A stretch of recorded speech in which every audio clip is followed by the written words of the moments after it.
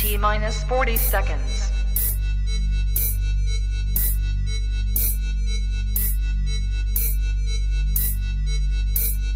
T minus 30 seconds.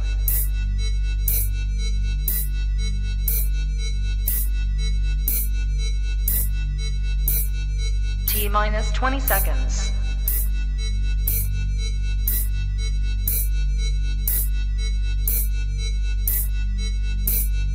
10, 9, 8, 7, 6, 5, 4, 3, 2, 1, 0.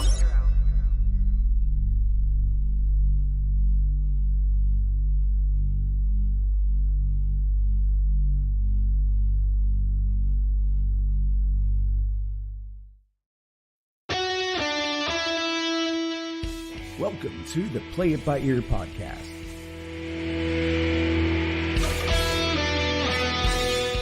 The podcast where the topics may vary because, hey, we play it by ear.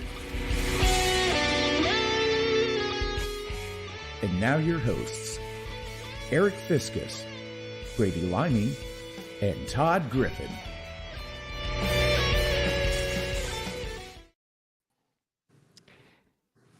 Hey there, hi there, ho there. You're as welcome as can be. Hey. MICKEYMOUEWWS. I'm trying to make Mouse. Mickey Mouse. That's in honor of your doings next week, Brady. Yes. WESS. Malice. Mouse. Mouse. I'm going to see Mickey Mouse and Pluto. Oh, yeah? Going to the Diz. going to the EDIS. So Yeah. flying off on some Frontier, might have to flap my arms a little bit, but all will be well. So haven't been to the Diz in a while. I'm actually excited. I have not been to Epsnot since Epsnot. I have not been to there since I was probably 19 years old.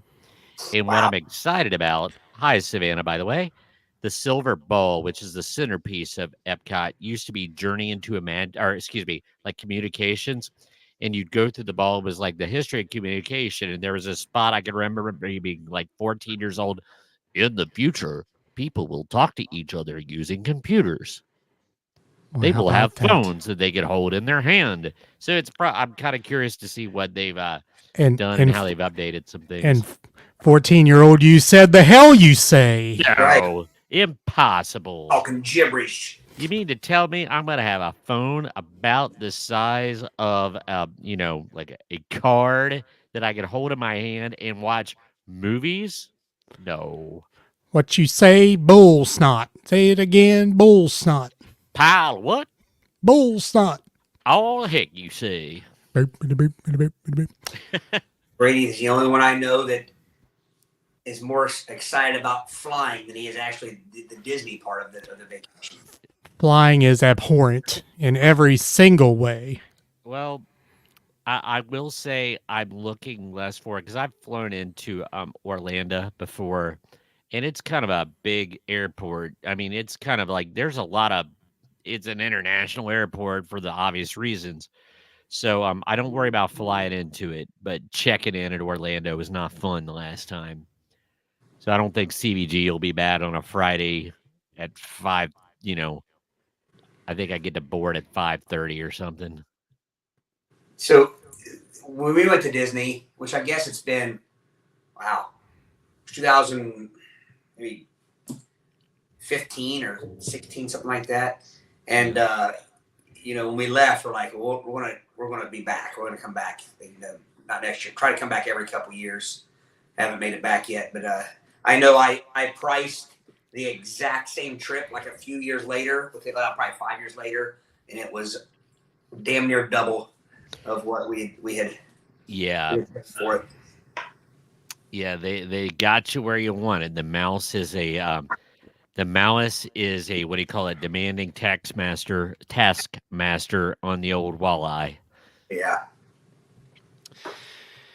All right. Episode 172 of the Play By Ear podcast. We welcome you all. Savannah's checked in. We got other people in the room. If you'd like to check in, let us know you're here. If not, that's okay too. We have a couple different topics, and I'm going to do a little switcheroo because we always put people in order. And by the way, apologies. We were a little tardy tonight, and it was really of no other fault than we were just tardy. So, I don't feel tardy. Yeah, well, we're tardy. Present. Does that mean you have a present? Have a present for me, Samantha? Samantha. Hello, but to both Samantha. of you. Yeah, Samantha. I'm going to get tongue-tied on that. The S's are covered. The historian is in the house. Next time you guys have a game of the night, which is tonight, there should be a bet that if Brady loses to Todd, his moniker below his name should be, "This is how we roll." There must be an inside joke on that. Oh, this is how we roll? You don't remember, Eric? My most hated song of all time? This is how we roll. It's abhorrent. Boys. There are no boys here. We are but men. Rock. Hi, Celia. All right. Join us on if you're on YouTube, Facebook. We're on a lot of different pages, so chime in. We always look forward to your comments on this nonsense that we talk about, and we appreciate you joining us in our nonsense. So, yes, thank you for those. We've been joined by some people already. Joints are legal now. So Todd, I don't know. I really forgot to check. You did a plea last week for people to like our Facebook page. I didn't really check to see if that was a plea that fell upon deaf ears or not. But we'll have to plea again, but we'll have to write down how many we have at the end of the show versus beginning of the show next week. Correct. We do want to say thank you because I checked the numbers from just my page and the Play It By Ear page alone. We had 300 views, and that was within 24 hours. So thank you. Even if you're not joining us live. We've really gotten a spike in YouTube subscribers as well. So yeah, people are there, and it's funny, and we've said this before, that people kind of lurk in the background, or they don't watch the live part, they watch it later. And then people obviously I appreciate them, but people I wouldn't expect come up to me and say, "Well, I watched your podcast." Like, well, appreciate it. Glad you enjoy our nonsense. That's what I always say, because really. Well, the only thing is, Harry, don't be mistaken. Just because they say they watched it doesn't mean they say they enjoy it. Well, that's true. Maybe I should watch your podcast. ask probing questions there. I don't know. Did you say ask probing questions? Ask probing questions. Oh, okay. Okay, I got you now. Yeah, got me now. Yeah. Yeah, you got my reference there, historian. I was going to ask you about that. That's what I was wondering. Whereas the video where the lead singer of the Romantics had a kind of a little bit of he always said, "I hear the secret that you keep," like Mike Tyson-ish in the video. If you watch the video closely, you see a little spittle fly. Yeah. He's singing to a female, and this little spittle flies. Yes. Yeah. Now, I will call you out on this, Brady. There have been other songs before where you said the singer sounds like you have a lisp, but I don't ever hear it. Just like I don't hear it in the Talking in Your Sleep song either. You might not hear it, but in the video, if you watch can see it. You can see it? Okay, gotcha. Yeah, and once you see it, you can hear it. Gotcha. It like kind of when you listen to Winds of Change by the Scorpions, you don't hear the German accent, but if you're watching the video, it's the Winds of Change. They've got their German. Yeah. Yeah. I have to watch that. Whistle at Fiscus. The Whistler. One of the great whistling ditties of all time, along with the Andy Griffith Show. And that dude How on many other Instagram. songs can you think of that? That's not even whistling. We need to share one of those on here. I probably would be ruined for the rest of the show if you shared one Yeah. of these on there. I will argue that though that compared to that guy, nothing else is whistling because that is some power whistling. That When you could whistle the guitar solo in a Led Zeppelin song, the thing is, he's looking like he's having a grand mal the whole time he's doing it. yeah, Like- and I don't know, like I don't know how you know you can do that. Like, how do you like? Do you think you just could always do that, or do you? So, think I guess probably around the same way a friend and or possible relative of ours found out that he could do the flatulent sound under his arm without his other hand. that was other anyway. Yeah, the old in slow mo too. Yeah, that's an outstanding trick. Of all Yeah. the childhood tricks, I wish that is the one that I could have learned. Yeah. I mean, I got to where I could go slow and change the pitch depending upon how I angled the pit a hand cup suctioning, but I can never do it without the other hand. That's just amazing. That's a miracle. Yeah. See, and I think that particular talent probably changes with body composition with age. I think so. Oh, I'm sure. Probably lose some pitch and maybe it goes from like maybe tenor to baritone if it gets too floppy under there. You lose some pitch. No pun intended. Some arm pitch. Yeah. Pittage. This could be one of the great rabbit holes of all time here. I would also think armpit hair mass would come into play there. Well, that's a fact. A prepubescent boy probably would be much more talented at said talent than Yeah. someone who has underarm hair.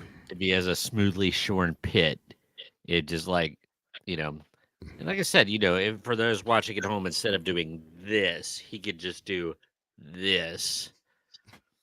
And it was amazing. It was. It was amazing.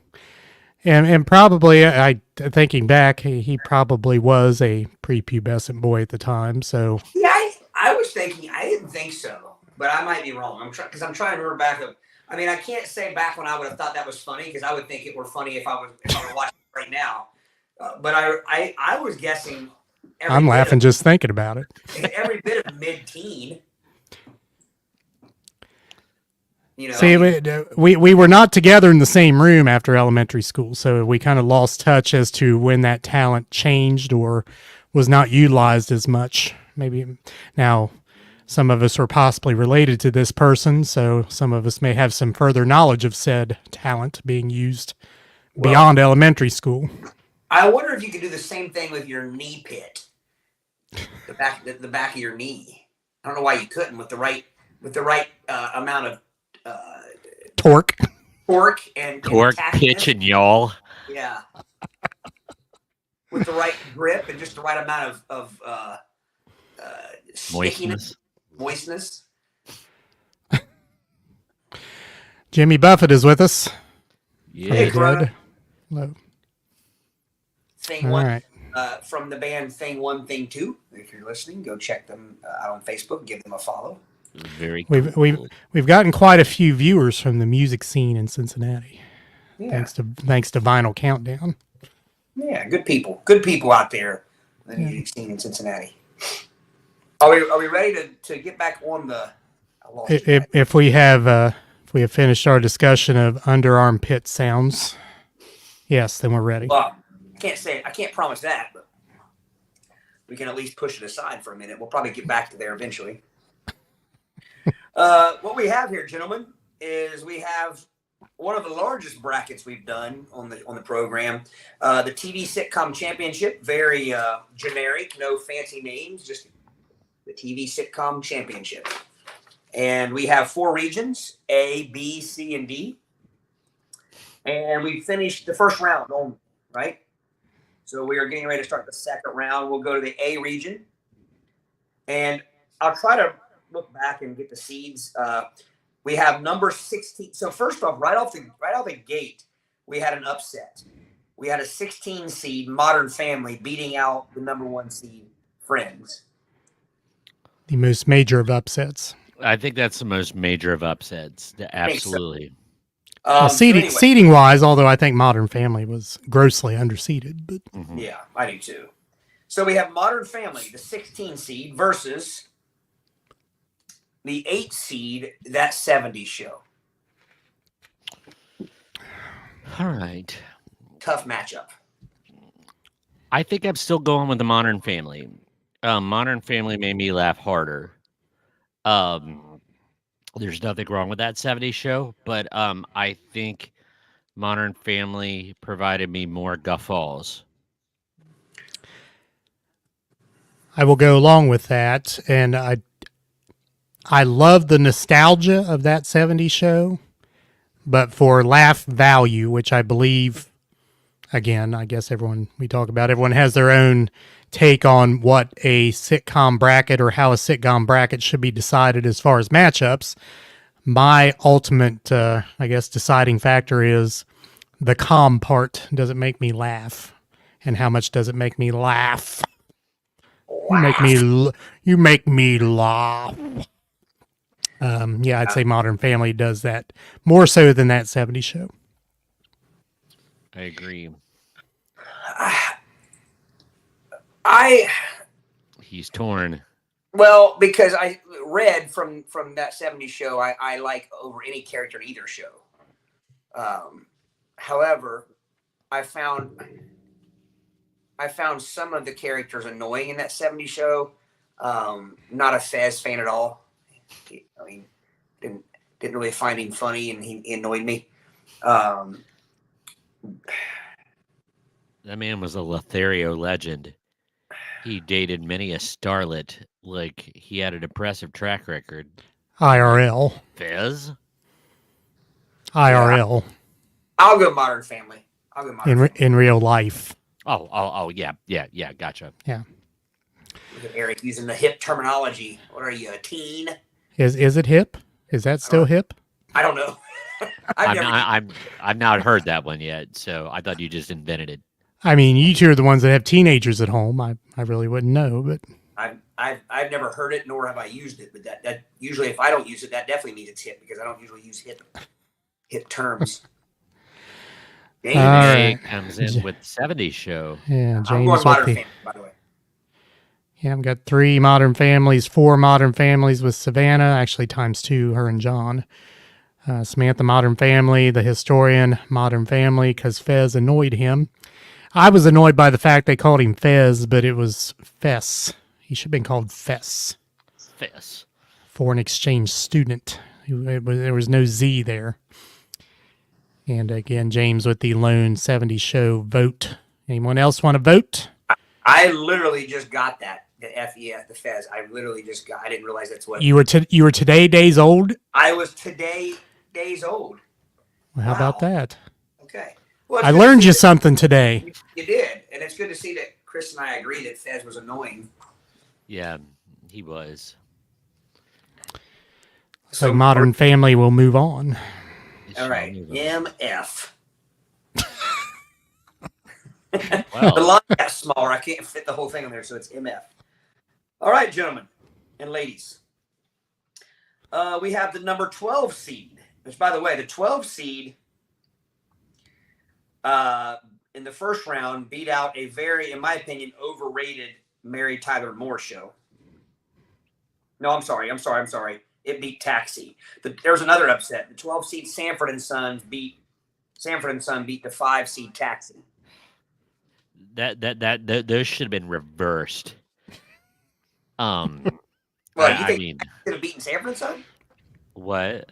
You think Taxi should have beaten Sanford? No, and Son? I'm saying that Sanford and Son should have been the 5 seed, and Taxi should have been the 30th seed. Oh yeah, Taxi. Yes. Seed.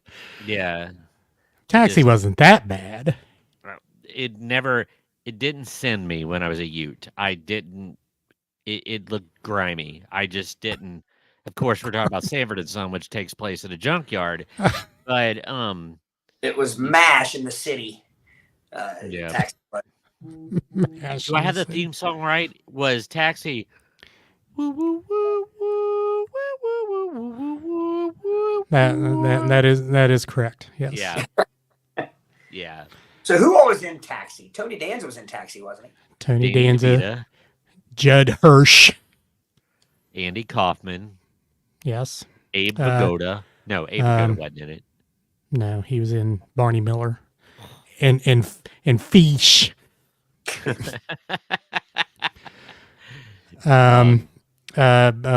Crap. Perlman. Christopher Lloyd was in Oh yeah, Taxi. yeah. Forgot about that.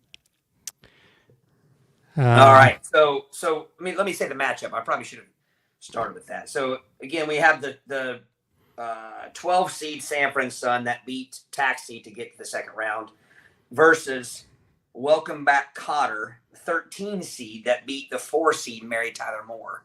Mr. Cotter. Got there. So we have Sanford and Son versus Cotter. To Well, wait a me- minute. Back up. Where did Taxi go? Taxi got beat, right? Is that what you're saying? Taxi got beat in the first round by Sanford and Son. Okay, we forgot Mary Lou Henner. Mary Lou Henner was a looker back in the day. Oh, she wasn't Taxi, wasn't she? I particularly liked her in Johnny Dangerously, but proceed. So the matchup is Sanford and Son versus Welcome Back Cotter. That's not even a fair matchup to me. Now, Redded Foxes is definitely carries that. Oh, we've got 2 Whoa. Cotters. Yeah, Wow, yeah, the 2 Browns Cotters. winning. Cotter. You know, Red Fox and the cast of characters, Grady. What was it? Was it Aunt Lu? What was the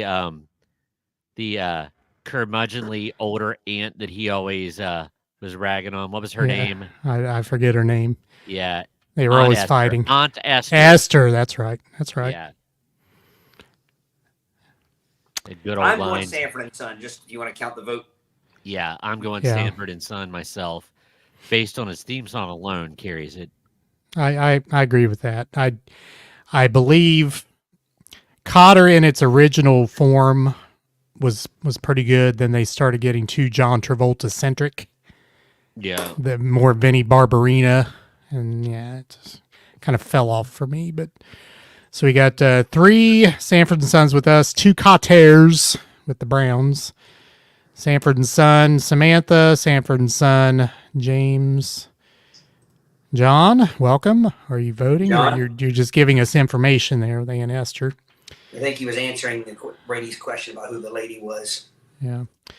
The historian says Sanford and Son, and if Sanford and Son wasn't enough to win, then Grady and Esther should be. Yeah, for sure would be. Yeah, and there was a For word sure. left out there. But then Grady had a spinoff, which did not Really? last long. Yes. Was it called Yeah. Grady's Place? It was just called Grady. Oh. Like I said, it didn't last long. I don't even think it lasted a season. So, we can't talk about Sanford's Son without mentioning this. I said, like, Red Fox was like 49 years old Yeah. or 50 years old when Sanford and Son was filmed. And, like, he's 4 years younger than me when Sanford and Son was filmed, and he looked ancient. Yeah. Which is just amazing. Yeah. Well, he always kind of looked old. Yeah. I mean, sure, he didn't always look old, but I mean, from what I Yeah. remember. So the spinoff Grady had 10 episodes. Well, must have been bad. Solo adventures of Fred Sanford's pal Grady, who has moved on up to Los Angeles.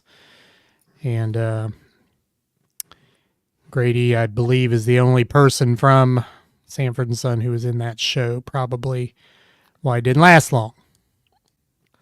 Was Garrett Morris ever in Sanford and Son? Am I misremembering that?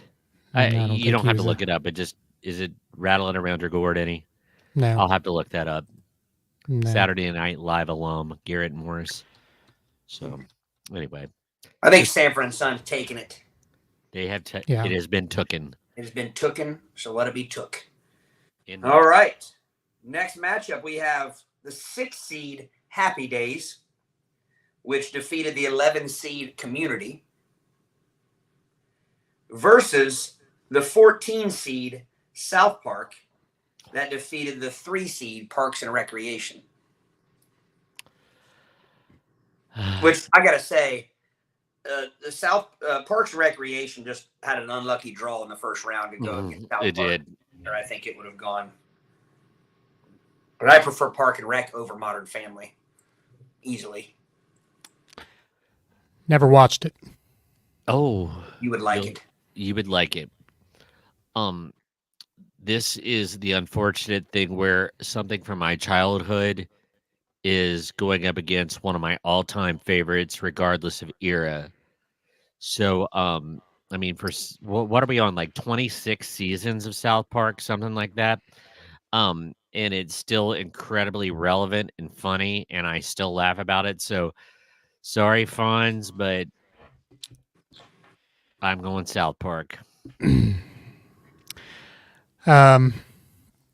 Happy Days, which gave birth to the ultimate determiner of a show's worth with the term "jump the shark." Really became a shell of itself at the end, and that's probably more of what I remember of it than anything, and I think that memory sticks with me.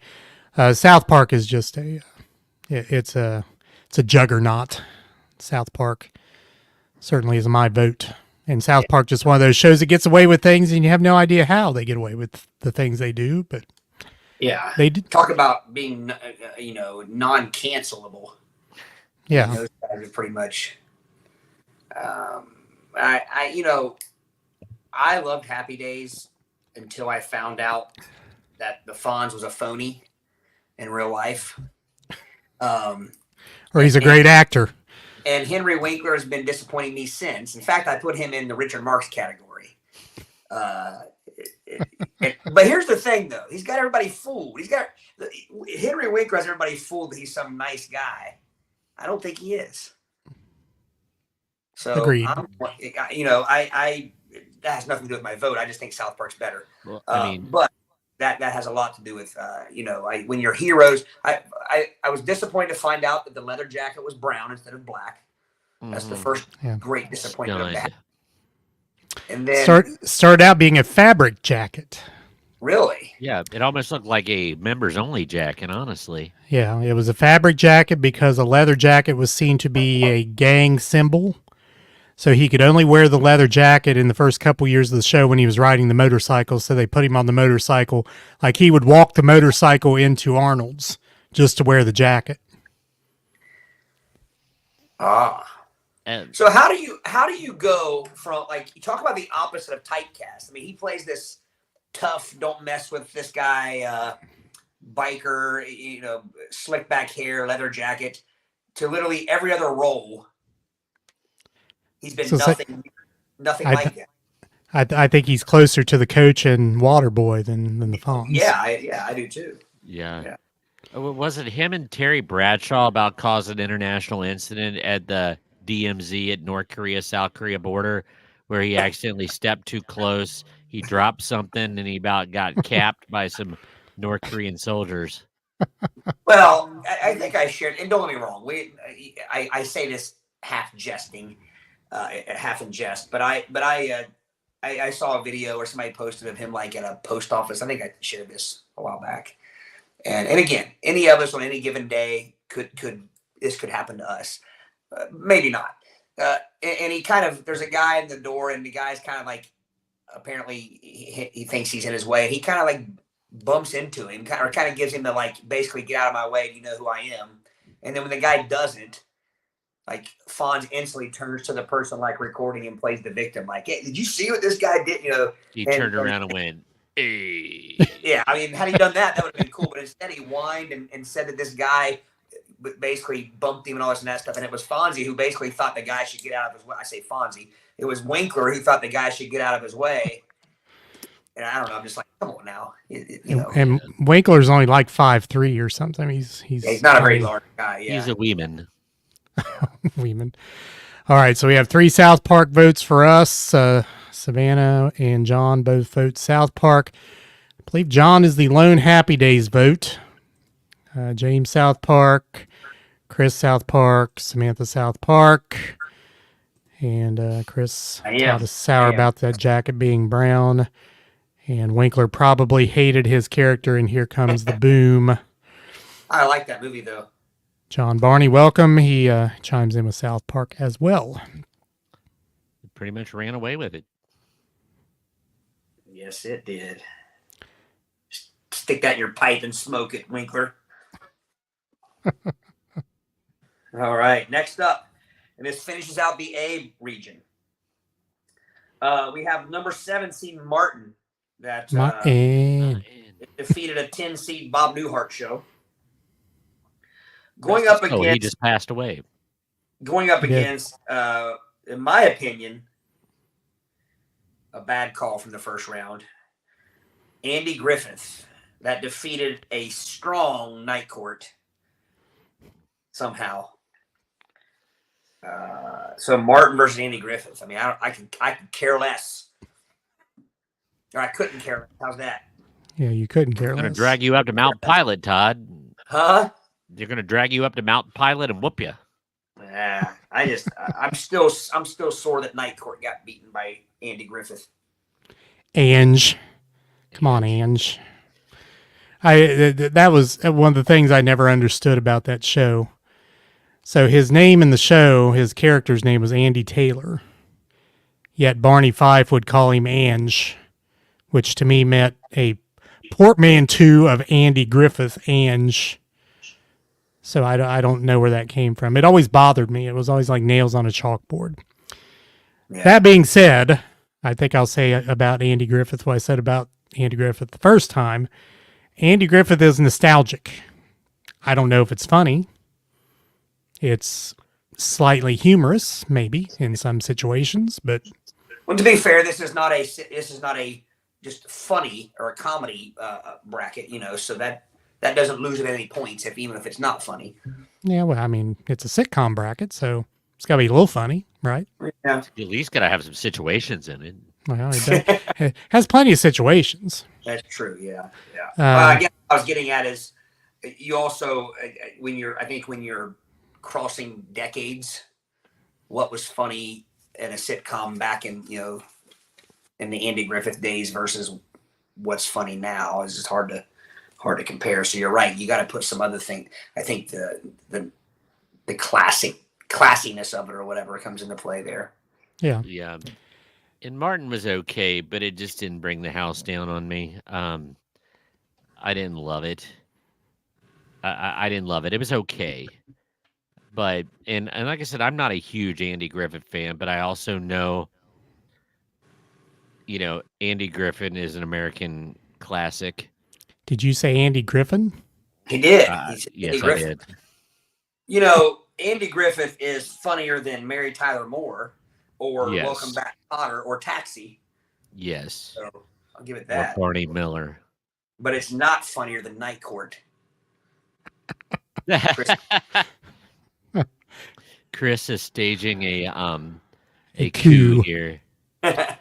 Right in voting Night Court. My gosh, that'd be the second coup we've seen in this country in the last few months. Yeah. So, did we all three vote Ange? I'm going Ange over Martin. I'm going to, yeah, and I like Martin. I mean, but like you said, the classic, the preamble to the Constitution episode alone in Andy Griffith is worth. I give you that. I show that to my kids every year. That does tip the balance, although It does. we have 3 and Samantha is 4 Andy Griffith votes, but Martin 1, 2, 3, 4, Or 5. 5. Martin takes it, I believe. well, no, hang on a minute. Everybody- Andy Griffith okay. only had I 4 thought there was votes. another. Yeah, I thought there was another. I thought it was tied 5-5. Anybody else listening? Celia, are you listening? Yeah, where did Celia go? She Well, she says, "Hi, boys." She got chastised and she left. Yes. I'm sure she's working at school. Damn teachers. Martin. I would think call that's that an big upset. Yes. Didn't see that one coming. Yeah, well, That serves it right. That serves Andy Griffith right for beating Night Court. He's salty about that. I am. Uh-oh. Oh, Down. oh, is that allowed? Was that after the polls closed? I don't. We did this. We had this happen the first round as well. I'm fine leaving it only because Gary might have been there all along, and it might have just been. And Celia was taking a phone call. So Celia, is it in this one? It's Andy Griffith versus Martin. So do we let Celia break the tie? Oh, here Chris. comes another one. Yeah, I didn't think Chris had voted. Well, looks like Andy Griffith with the late surge. The Western states sort of reported. like Wisconsin and Michigan. Wow, 3 a.m. They found some extra votes somehow here. It's watching on the TV. Oh, he's watching us on TV through YouTube. Or no, through Facebook. It says. Oh, interesting. Interesting. All right. The region is finished. A is region, or the A region is finished. Can't talk. The B region, we have the number 1 seed Seinfeld that defeated a pesky Alf, 16-seeded Alf. It's good to see Alf get some play again, and with some of the news out there. Springfield. It's good to see some Alf memes. Okay, Todd. If we're talking acronyms here, you know what ALF means. Yes, I do know alien life form, right? Correct. What would elves be? Elves. Alien life form visiting everyone simultaneously. Elves.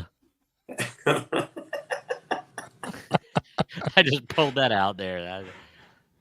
Gary is doing a little baling wire and duct tape thing. He's crossing the street. Driving his participation. Yeah, crossing the streams. Don't cross the streams. All right, so what do we have again? Alves, aliens living very efficiently, son. That's Son.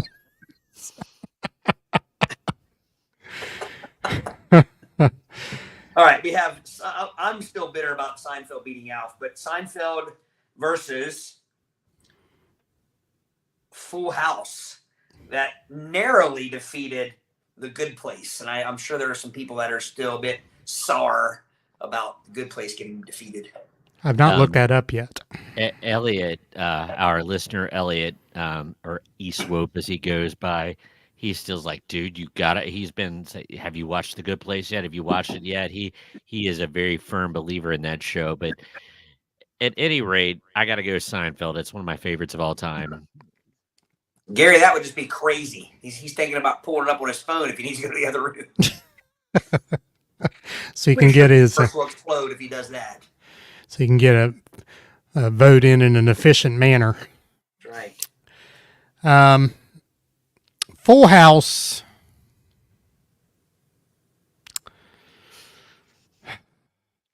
Again, the comedy factor to me was based upon, oh, aren't the twins so cute? Giggle, giggle, giggle. There was no belly laughs in Full House. Whereas in Seinfeld, there's belly laughs, and it's my kind of humor. So obviously, I will vote for Seinfeld. There was aren't the twins cute? Isn't Uncle Jesse handsome? And why is Bob Saget on here? No, actually, to be fair, he did very good at that. I always was salty about Bob Saget on America's Funniest Home Videos. Oh, he was awful. Yeah. Then you see a stand up, and it's like, whoa. That's what's amazing. I don't know. You know what? I don't know who deserves the bigger pat on the back, him or us.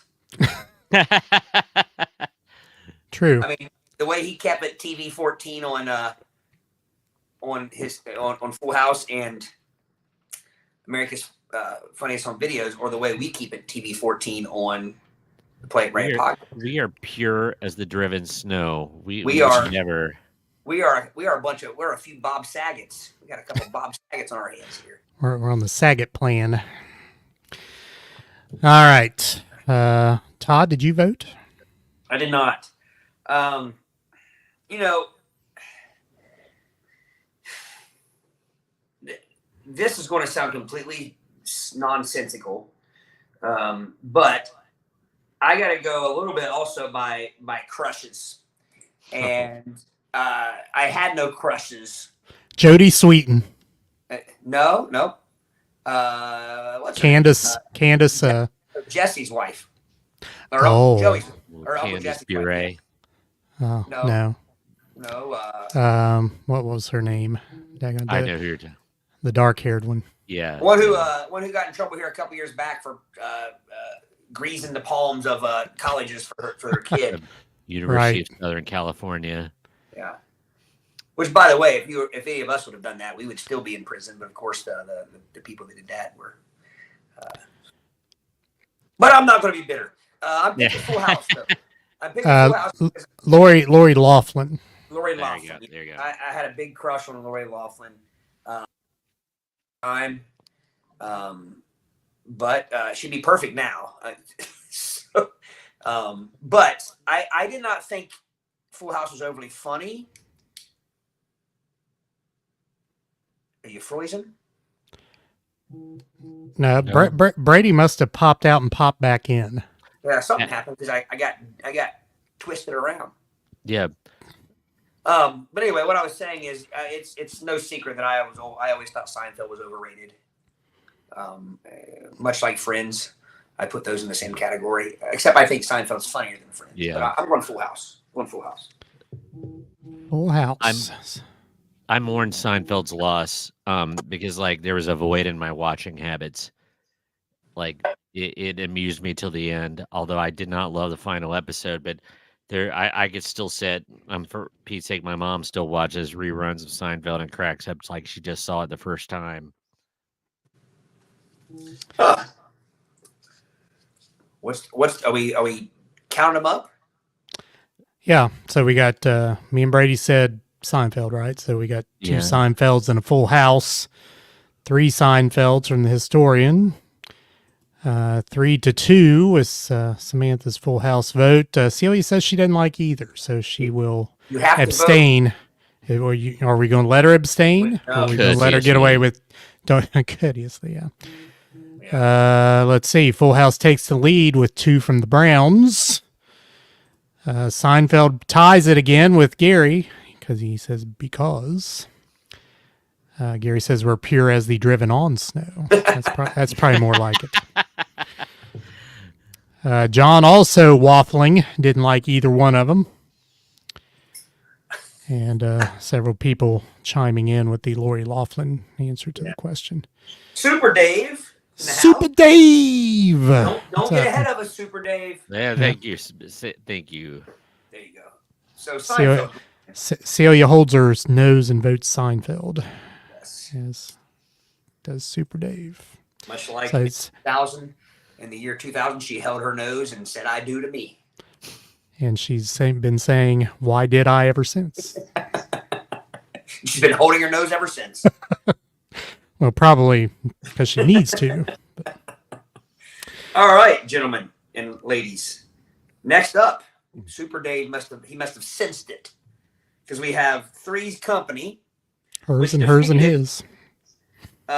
Three's Company defeated a strong 5-seeded Cosby Show.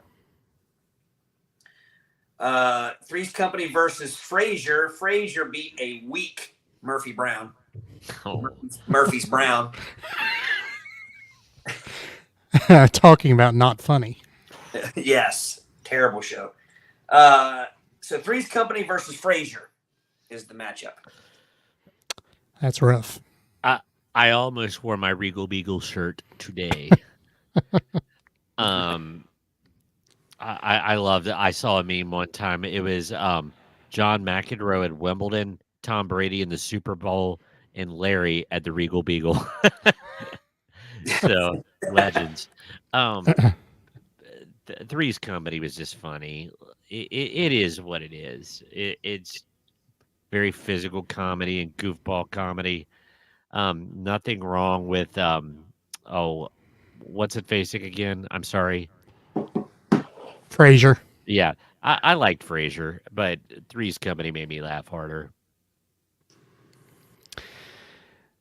So in Ypsilanti, Michigan, there is a bar called the Regal Beagle, and I meant to take a picture of the sign, and I forgot to send it to you guys. I really wanted to go to the Regal Beagle just because I could say I was there, but did not. Actually, James was with me on that trip. James, we should have gone to the Regal Beagle, but we did not. Anyway, Frasier had sort of an air that to me was just slightly distasteful. Mm-hmm. It was humorous, but certainly not Three's Company. Three's Company by a mile, in my mind. I like Kelsey Grammer in real life. I didn't love. I thought I liked the brother better than him in the show. Niles. Three's Company all day long for me. Yeah. So Looks three like for Three's Company. Yeah, it's going to be running away with it. I don't think we have a Frasier vote. No. John with Three's Company. Super Dave with Three's Company. Frasier was annoying to him. Samantha Three's Company. The historian Three's Company loved John Ritter. God rest his soul. Yes, sir. And Savannah Three's Company. I'm assuming John was Three's Company as well, Savannah? Yeah. Or- Celia's and Three's Wow. Company. Three's Company. Um, A sweep. It was, and I think Frasier would have done better in another matchup, but it was Maybe the if they Three's were Company juggernaut. Cotter, MTM, Mary Tyler Moore, Murphy's Brown, Murphy's Brown. It might have done okay against them. Yaxie. Actually, Frasier did beat Murphy's Brown. Yeah. As it should. Right. All right, gentlemen. Next up, we have the 6 seed Brady Bunch that defeated tough matchup in the first round, Big Bang Theory, hmm versus the 3 seed Wonder Years that defeated Will and Grace. So we have Brady Bunch versus the Wonder Years. Mm. This one's, That's difficult. yeah. I've got Very a similar strong types rating. of shows. Yeah. I mean, like, yeah. Guess maybe the Wonder Years was a little bit more on the nostalgia side than the Brady Bunch was, but again, very similar. In the Wonder Years was better acted. Sherwood Agreed. Schwartz was amazing, but it was a dated kind of acting and humor. But certainly I'm going to go with the Wonder Years because it was pretty ahead of its time, wasn't it? Yeah, I mean, the Wonder Years to me was just a better show. I could just, like a Yeah. better, a more well done, More relatable. More relatable. more relatable, right. and even just better, like the whole, the narrator. I'm trying to think, like, what other shows had the narrator style, like the. How I Met Your Mother dabbled in narration. I'm talking about back then. Was that one? of the Oh, okay. I think I was probably one of the first back then. You had some movies that did it, like Stand By Me did it. Yeah. Yeah, I don't remember a TV show having done it before that. Yeah. What was Stand By Me before Wonder Years? Yeah, Stand By Me was mid 80s. Wonder Years was early 90s. Mm-hmm. Yeah, I definitely got to go Wonder Years. This one, it's strong. When the French exchange student comes and he thinks he's being slick, and I was having French in high school because like all I could look at in this sultry voice go, "Passe de beurre," which is just pass the butter. Yeah, just, That's funny. Although, I mean, how much? And again, I mean, back that I would have been of the age then to have a big crush on Winnie Cooper. The brother was annoying as all get out. yeah, Jason But Kirby. but older brothers are. But I didn't. So it's weird because Brady Bunch and we're talking purely the crush factor because that's what I brought up with the one show. I think I was too young to have any crushes with the Brady Bunch. You know what I mean? So like that factor that didn't come into play. Marcia was pretty cute. And this is a fair question, and I mean to ask this. I don't want to. We don't want to sound like meat-headed Neanderthals here. I mean, like to you ladies watching, does the crush factor come into play at all with your votes? There we go. That's it. Carry on. I do love a woman in uniform. Alice. Alice. So which character, Gary? Vera? Flo? Belle? Alice? Gary already said Alice. So say it says sometimes. I assume to my question. So I thought he meant the show. Oh, I think he means crush. Yeah. So Celia, I know you'll be honest with me about this. So in this particular matchup, you have the Brady Bunch versus the Wonder Years. Were there any crushes in the Wonder Years, like for you females? Fred Savage. You don't think Fred Savage could? Maybe so. Maybe. That's what I'm asking. Yeah, I don't know. Yeah. Let's see. I also say Wonder Years. Yeah. So do we have 3 Wonder Years? Is that what we have? We have 3 here. Yep, 3. John will be 4. John will be 4. Samantha's 5. Celia's 6. Historian 7. A late Three's Company vote there. So let's. Oh, okay. Super Dave Brady Bunch for the first Brady Bunch vote. Look at that. Only by a slight bit. The Browns say Brady Bunch. So what's that? 7-3. Super Dave says we won't talk about Cousin Oliver, though, but we must talk about Cousin Oliver. I think Cousin Oliver holds the same place in my mind as the Jump the Shark episode does in Happy Days. Yeah. Forever changed, even though Oliver disappeared without any explanation whatsoever. So did Tiger, the dog. True. I always suspected Sam the Butcher. So they say you're a beacher. He beats her. Historian, yes, the rumor that Paul Pepper was played by Marilyn Manson, which is untrue. Untrue. And Celia does say she had a crush on Fred Savage's character, Kevin. But I believe the Wonder Years wins this matchup. Absolutely. Oh, yeah. The Wonder Years. And that, we have one more matchup in this region. There's going to be some tough ones in this next round. But to finish up the B region, 7 seed King of the Hill, which defeated a strong 10 seed A Different World. I was a big Different World fan. Versus, this isn't even a matchup, the number 2 seed Golden Girls. Oh. Which took out Brady's It's Always Sunny in Philadelphia in the first round, by the way. I actually got to see the Always Sunny bar when I was in Philadelphia. I was going to go in and buy a T-shirt, but it looked really seedy. Yeah, I did not. I was a little bit of fear to go in there, and it was a locals bar. So, but I just threw that in there because you were talking about like the Regal Beagle. But yeah, definitely the Golden Girls. This one's not even close. Nothing wrong with King of the Hill, but come on. Yeah, I agree. Golden Girls. Well. So I don't think we can say that, but I was just getting ready to ask how the crush factor played in here, and I think Super Dave just took it and ran with it. He read my mind. So Samantha says Golden Girls now, as Super Dave says Golden Girls, and then he talks about Blanche being of loose morals. All he is thinking of is Ruse McClanahan's. So interesting story on that. So Betty White, who was in the Mary Tyler Moore Show, and she played a character in the Mary Tyler Moore Show with loose morals, Sue Ann Nivens.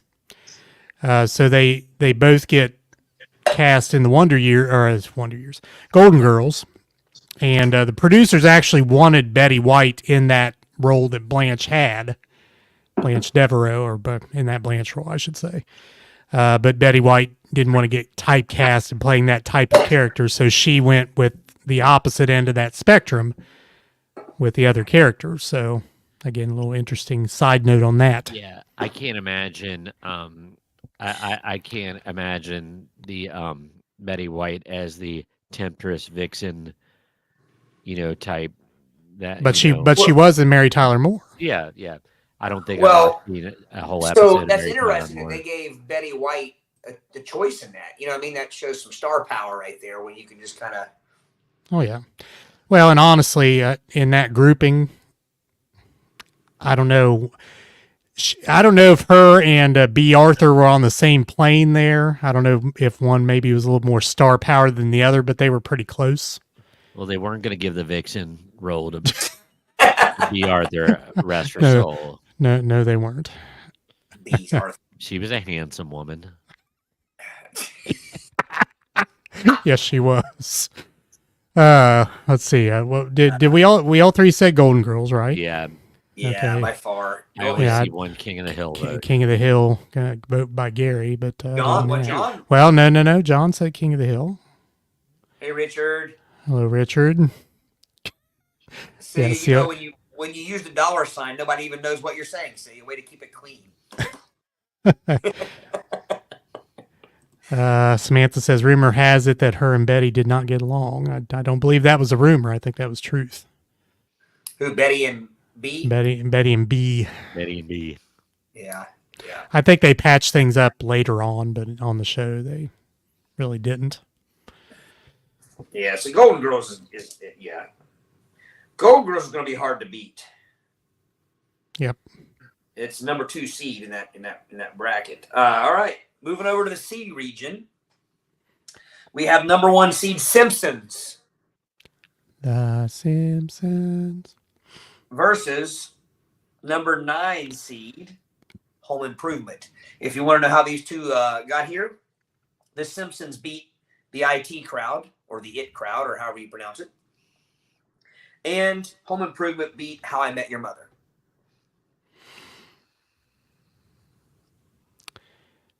To me, The Simpsons is one of those juggernauts.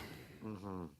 I mean, Home Improvement was a solid show, but I mean, The Simpsons, I mean, it's just funny to go back and things that they spoofed 20 years ago actually came true. I mean, just amazing stuff. And it's very funny. I don't think it has lost its power at all. Yeah, luster, good word. Simpsons. Oh, I'm surprised here. The first 3 votes were for Home Improvement. Yeah. Well, I got to be honest with you. I'm sorry, Brady. You go ahead. Oh no, I'm torn on this one. Because I did love Home Improvement, but I think The Simpsons make me laugh more, and I can enjoy more episodes of The Simpsons. There's And like 500 episodes of The Simpsons. yeah. I mean, there's a little something for everyone with The Simpsons. It's a tough one because Home Improvement did make me laugh out loud. Home Improvement did give us Pamela Anderson back in the day. But I think I'm going to lean The Simpsons. Actually, I think Tommy Lee more gave us Pamela Anderson than Home Improvement did, but go ahead. Oh, that was before Tommy Lee. I think I agree with Eric completely that The Simpsons is a juggernaut. However, if I have to just vote which show I found or find whatever more enjoyable, maybe it was just when it hit me. I don't know. I think Gary brought this up earlier. Like, if I were to watch Home Improvement now, I'm not sure I would laugh as much as I did then. I'm a huge Tim Allen fan. He is not Richard Marx and Henry Winkler. Not at all.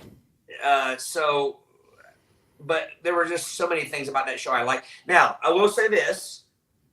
It kind of was early on in that venture into shows we've talked about before that has the ditzy dad who can't do anything right, just a boneheaded dad who, that role where, but it worked better with that. It wasn't, you know what I mean? It wasn't Because quite that as was his personality outside of fatherhood too. right. It wasn't as offensive as what you could say that whole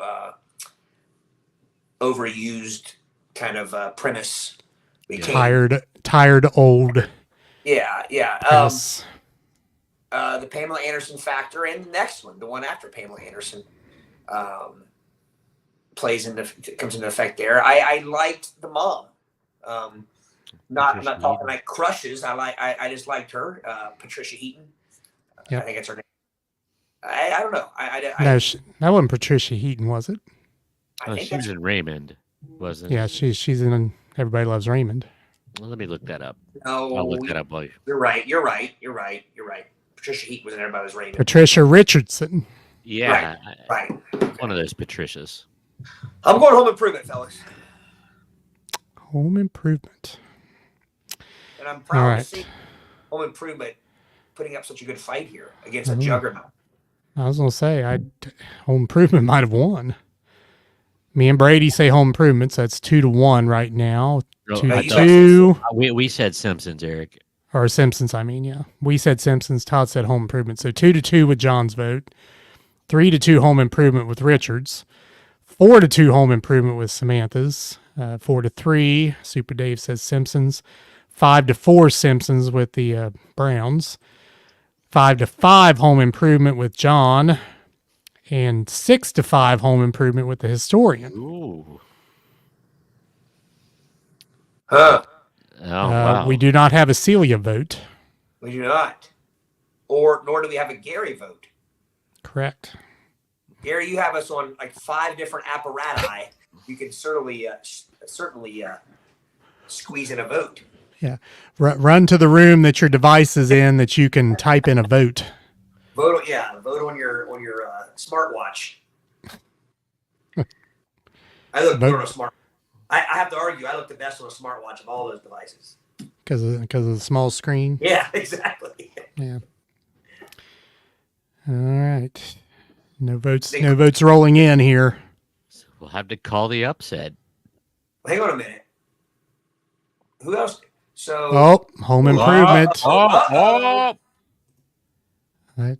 Celia? Celia matchup is Home Improvement and The Simpsons. Home Improvement up by 2 now. Yeah. I think all we can do is a tie at this point, probably. It's not early, Gary. Second round.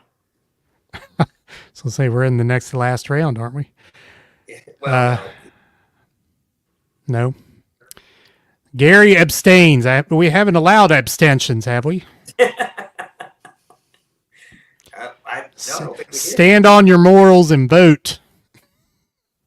Make a stand. Ooh, Home Improvement's running away with it, and I don't even think Gary's vote matters at this point. Yeah, I don't think it Shouldn't does. say that, Gary. Your vote definitely matters, but If you choose to abstain at this point, it would not change the outcome. that's what I meant. Uh-oh. Oh. Yeah. Well, that's 9-5. it. Home Improvement cemented with those last 2 comments.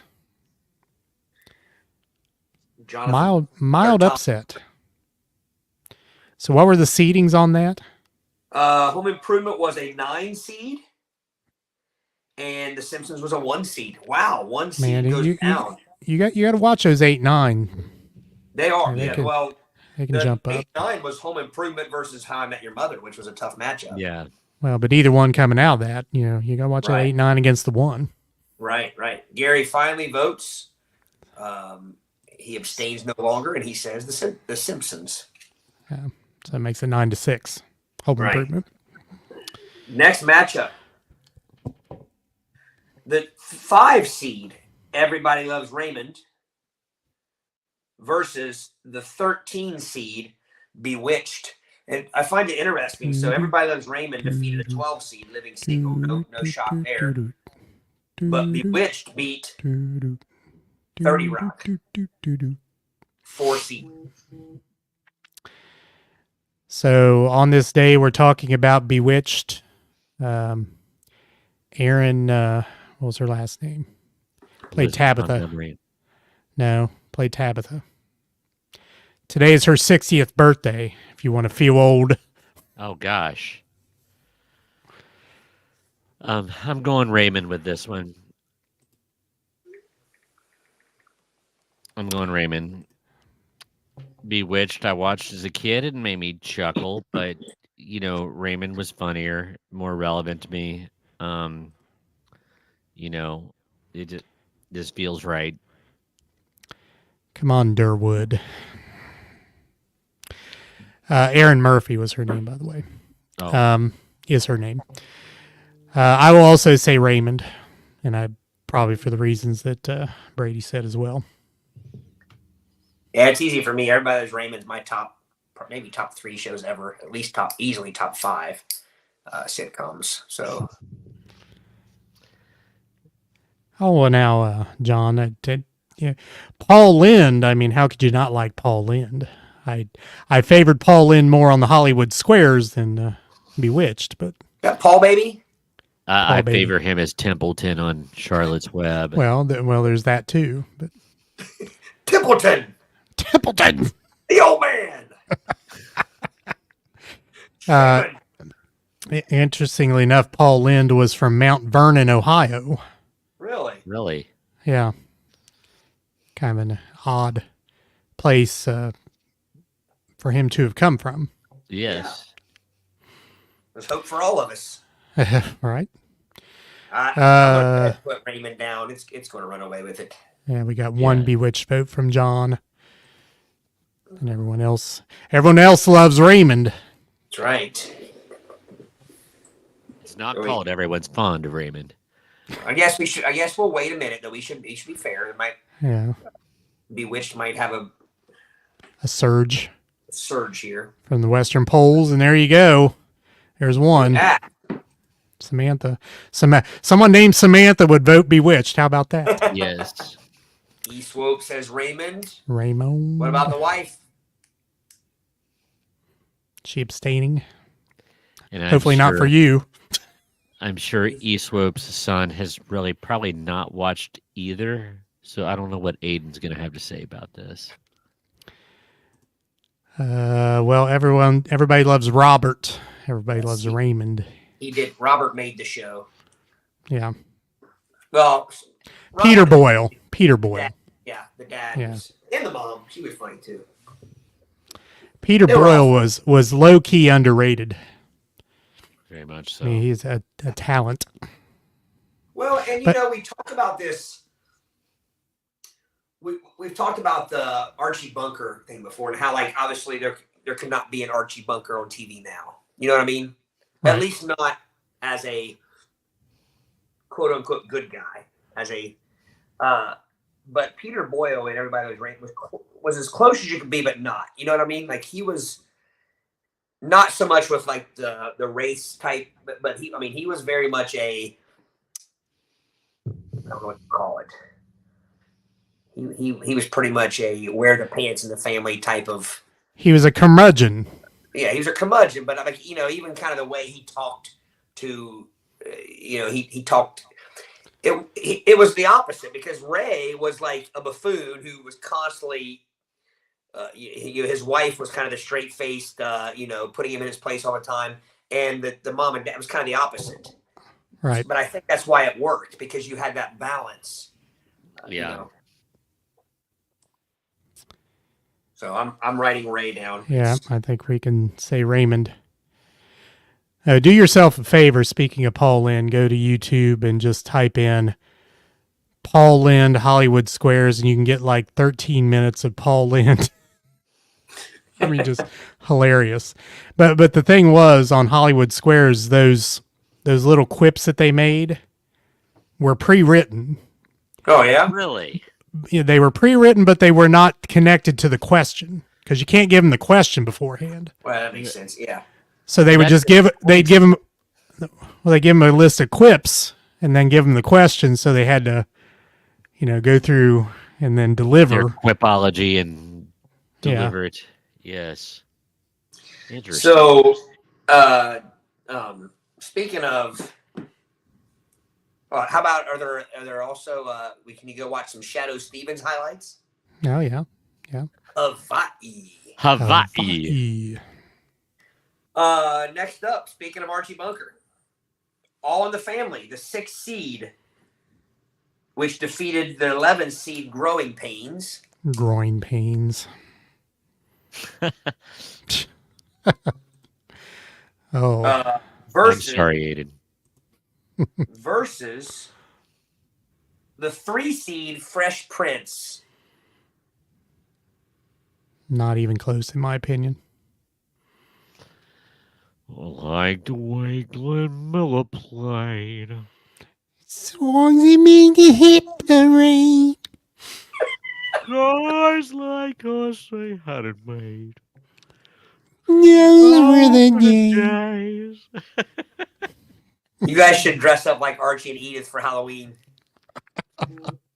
I would rather dress up as Miad Hiad. I'm going All in the Family. To me, All it's of the not. Family. I Yeah. like the Fresh Prince. I don't like Will Smith now. I think he's a punk. But yeah, I love the Fresh Prince actually. But All in the Family. I put it this way. I was too young, I think, to get All in the Family back then. But like in later years, when I rewatched it, I really enjoyed it, and so I'm going All in the Family. Agreed. And I believe Carlton made Fresh Prince, in my opinion. I saw Agreed. he was playing a pro-am golf tournament, and he hit a good shot, and he did the Carlton after he sent the shot. That's pretty awesome. His biggest claim to fame, if it wasn't for that, would have been Silver Spoons. No, it's Yeah. not. Hush your mouth. It's his breakdance kit, the Alfonso Ribeiro breakdance. Speaking of Come which, when this is all over, we should have a sitcoms that should have made this list but didn't, and Silver Spoons didn't make it. It should have been on there. Can I throw in mine? Is it okay? Or Well, let's should I wait wait till to the the end? Let's wait to the end. Okay. But write it down. Jot it down somewhere. But so, are we ready to write All the Family down? I know we don't have to. Absolutely. Yeah. Everyone voted Okay. All in the Family. The Browns gave 2 votes to Fresh Prince, but I think All in the Family will take it handily. Last matchup of the C region is Family Ties, 7 seed, versus I Love Lucy, 2 seed. Sha-la-la-la. What was the first one again? Family Ties that beat out News Radio. I Love Lucy defeated the Honeymooners. Actually, there's a typo here, and it says the Honeymooners, which would be a hilarious show. If it were all bovine characters instead of the actual characters, that would be hilarious. It would be Art Carne because carne is the Spanish for meat. Yeah. Sorry. That's a different movie. Gary says his auto captions said Fresh Prince, Prints.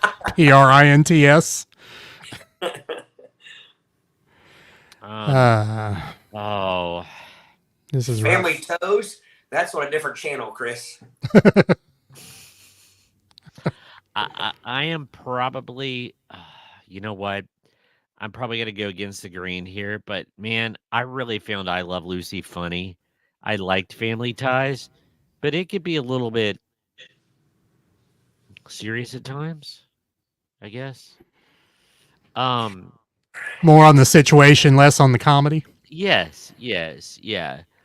But both are great, but if I have to pick, I'm probably leaning Lucy. Eileen Lucy. I would agree with that, and I think I Love Lucy was a transitional show. I mean, I Love Lucy created the situation comedy on television. It was responsible for the whole genre. So I've got to vote I Love Lucy. Yeah, I'm going Family Ties. You got Meredith Baxter Birney rocking it. You got Michael J. Fox, a young Republican. Just a smart show. I think it was very smart, if that makes sense. I had a crush on Justine Bateman. Yeah. I tell you what messed me up with Family Ties, though, was seeing there was a made-for-TV movie. I know you were going to say it. And Michael Gross, that was the dad, right? No, Correct. was it Michael Gross? Michael Gross. He and David Soul, Starsky and Hutch. Hutch. Right? Yeah. Hutch. They played. It was based on a true story about. I think it was in California somewhere, but it was They were bankrupt. They robbed armored trucks. The Brinks truck. They robbed it, and they ended up getting into a shootout with the FBI. And that movie to this day kind of haunts me. I own it on DVD actually, but I don't know if I just watched it too young or whatever. But I remember at the end of this movie, it said that that whole thing that happened was basically used by the FBI to train on what not to do, basically, because of the way basically these two armed guys fought off, killed a couple different agents, I believe, and like fought them off, and even though they were outnumbered, and seeing the dad from Family Ties in that role was so odd to me because I was too young then to understand that they were just actors. You know what I mean? What happened there? Same thing happened with Brady. Teleported.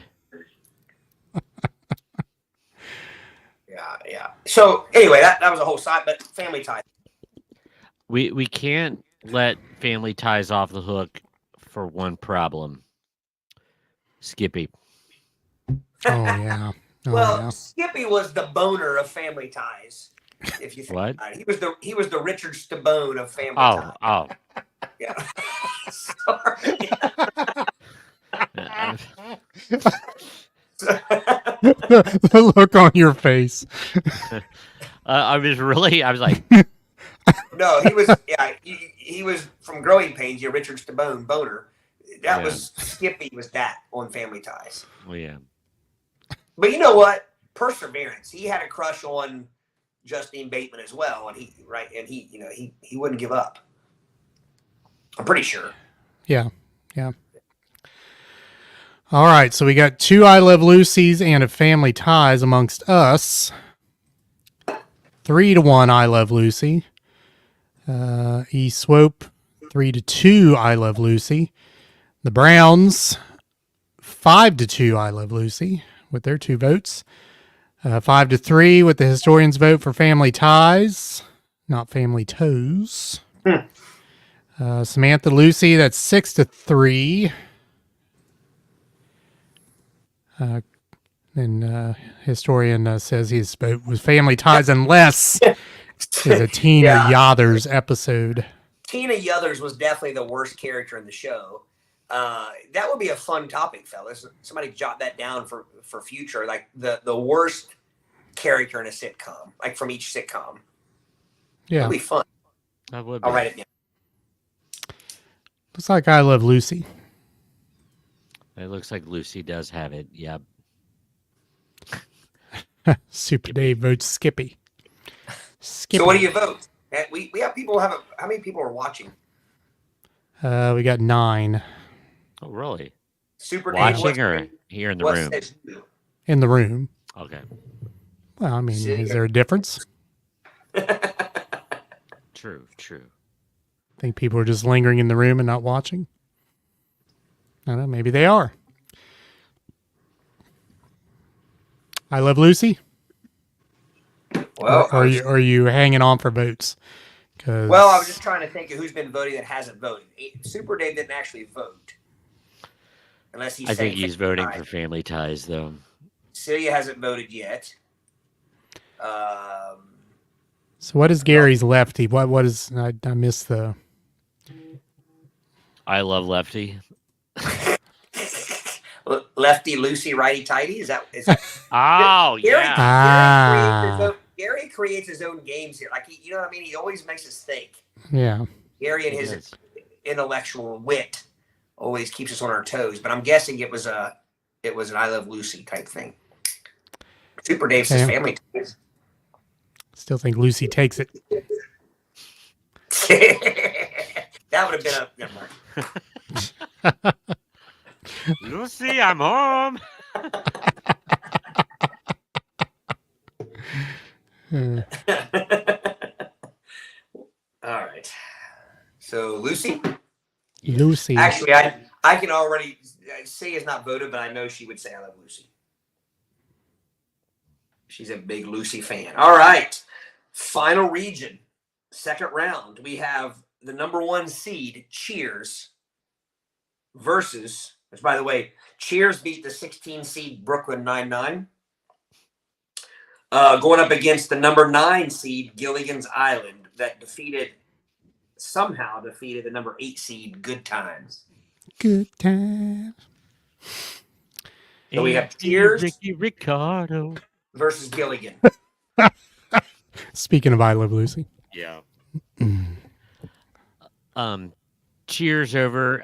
See, I love them both. I do. But I think I could pass the time watching Cheers better now than I could passing the time watching Gilligan. Agreed. Just My main issue with any TV show, be it a sitcom or not, is the ability of me to suspend disbelief. And when I reach the point that I can no longer do so, I'm done with it. Time out. I Let me- know let me- Ted Danson dated Kirstie Alley. I know that. Okay. I'd forgotten here recently that Kirstie Alley had passed away. Yeah. Yep. Kind of hate to say it, but I'd kind of forgotten about that. But Eric, Are you taking me to task? I'm taking you to task. Tisk, You've been tisk. cooking. You're a Quantum Leap fan. Yes, but that inherently has a level of disbelief that never changes. Oh, okay. Gilligan's Island got increasingly ridiculous. So if that show would have only at the end got to where he time traveled, then you probably Yes, I would have been done with it. I can't argue that. I went into Quantum Leap knowing that was the premise. You took a leap. I did take a leap. Speaking of Quantum Leap, if you guys saw that REO Speedwagon's calling it quits at the end of the year, Yeah. Yes. it's sad to say. Irreconcilable differences. Yeah, I knew something was up when I follow several of them on social media, and Bruce Hall had back surgery and he was wanting to come back. Apparently, he was cleared by the doctors, but the way I take it, Kevin Cronin said he wasn't up to snuff. I think it was his posture. He didn't really like. He didn't really like that Bruce Hall was. Looking decrepit, maybe. Yeah, and which and then Kevin Cronin now he's out having surgery and something. I don't know what. Or was Kevin looking for a reason to pull the plug? I don't know. I mean, Kevin seems to be taking the brunt of a lot of this. But is that just lead singer? Typically takes the brunt. It's like the quarterback; they get all the credit and take all the blame. Right. And generally, that's kind of the way these things go down. Styx was unique in the fact that they kicked the lead singer out. Yeah, Usually, it's not that way, but but it's weird when you if you saw like their post, it didn't mention like Scott Bakula or whatever his actual name. What is his name? Dave. Dave Amato. Yeah, it didn't even mention him. I mean, like, granted, I know he's not an original member, but he's been there for 25 years or something like that. I mean, Yeah. Anyway, sidetracked. Ooh. I say cheers. Brady say says cheers. Everyone Cheers. says cheers here. All right, so 3 cheers. Ha ha. 3 Gilligan, 2 from the Browns and 1 from Samantha. 4-3 cheers with E Swope. 5-3 cheers with Super Dave. Gilligan was funny, but not as clever, according to him. Gary, cheers. Although an episode of Quantum Leap visiting Gilligan's Island would make me happy. Yes, that would be great. Someone should do that. Uh-oh, Chris is spilling the tea. Oh, yeah. Spill the tea. Samantha only voted Gilligan because she has a huge crush on Ted Danson and doesn't want anyone to know it. She's still super sour over the Good Place losing simply for that reason.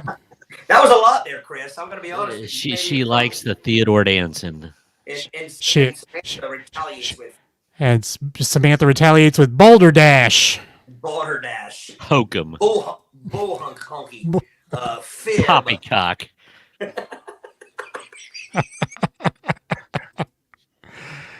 Wasn't poppycock a treat, like a caramel corn? Yeah, it was.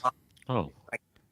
Like caramel corn with peanuts and peanuts. What's the other big caramel corn with peanuts in a box? Cracker Jacks. Cracker Yak. Yeah. Yak Jacks. So Aiden has seen The Good Place. Brady, have you? I have not yet. It's on my list. Like I said, and your dad is kind of like inspired me to watch this. I just haven't had a chance to do it yet. Heed. Yeah, it worked. You know, my dog has watched So I Married an Axe Murder too many times, and I can yell heed, and she stops barking. All right, looks like cheers. She is. 3 cheers. Cheers versus Gilligan's Island. Celia says cheers. She's got home, by the way. So cheers, she says. So that takes it, right? Yep. That cinches it.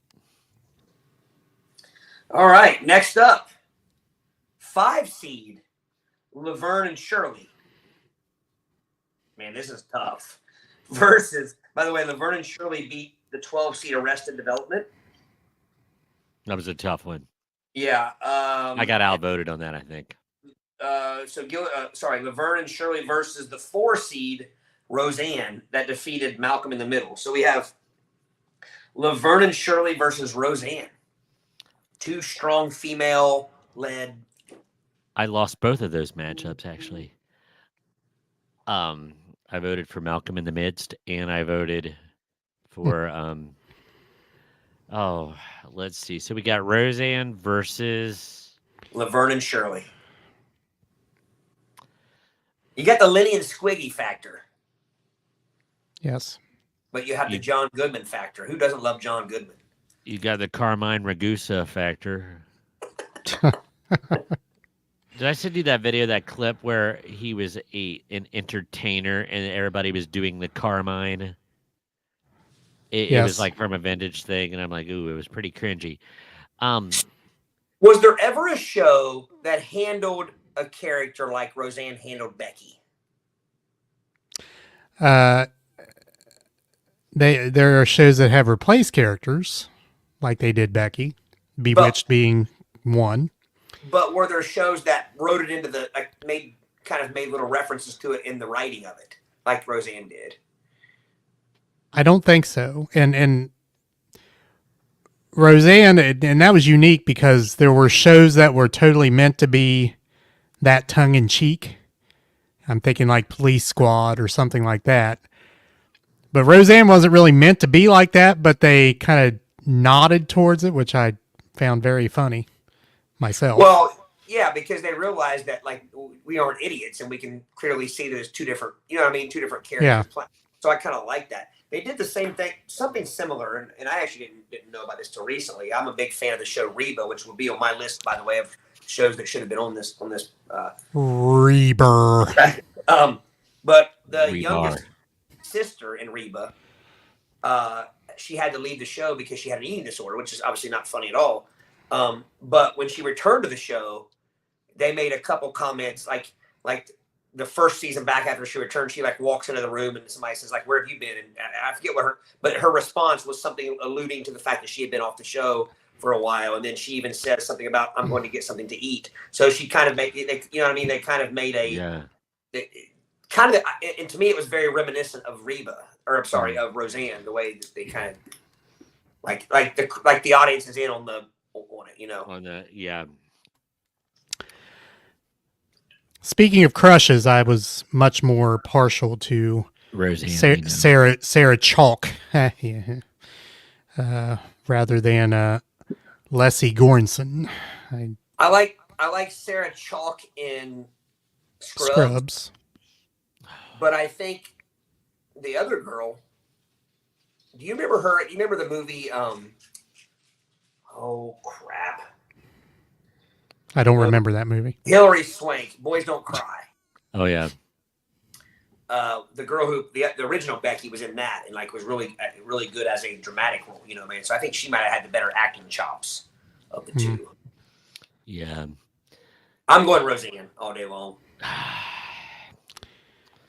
Yeah, I think I'm gonna have to do the same. I did not like Roseanne when it came out, but I've come to appreciate it a little bit more. And Laverne and Shirley I liked as a Ute, but I've seen reruns on Pluto, and I'm like, kind of dumb. Schlemiel Schlemazel Hassan Pfeffer Incorporated versus Loose Meat Sandwich.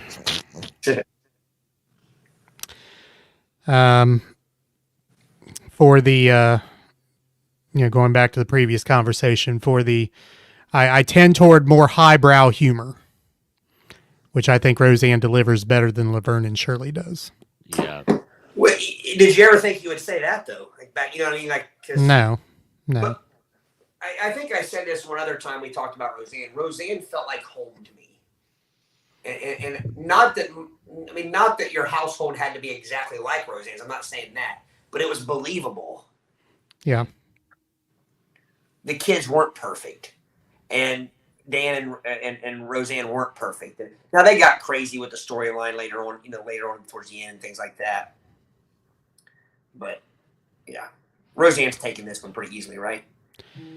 3 Roseanne, 4 Roseanne with Savannah, 5 Roseanne with E. Swope.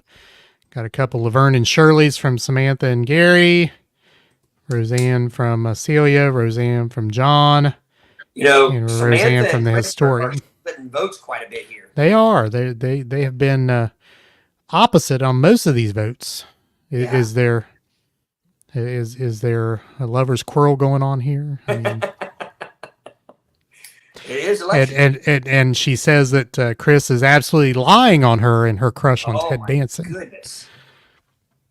It's the fireworks, the drama, the play it by ear drama. Right. We love it. We're here for it. Yeah. Chris, not for the loose meat sandwich episode. I mean, come on. You know, an underrated angle that Roseanne took is when she bought the restaurant and Richard Mall came in as the manager. The manager or whatever. He's a great character actor. Yeah. I think he passed away here recently, but all right, Roseanne it is. Martin Mull, not Martin Richard Mull. Richard Mull was Bull on the Night Court, yeah. My bad, yeah. Martin Mull. All right, next up we have Scrubs that defeated DVDS, the Dick Van Dyke Show. Dick blanking Van Dyke.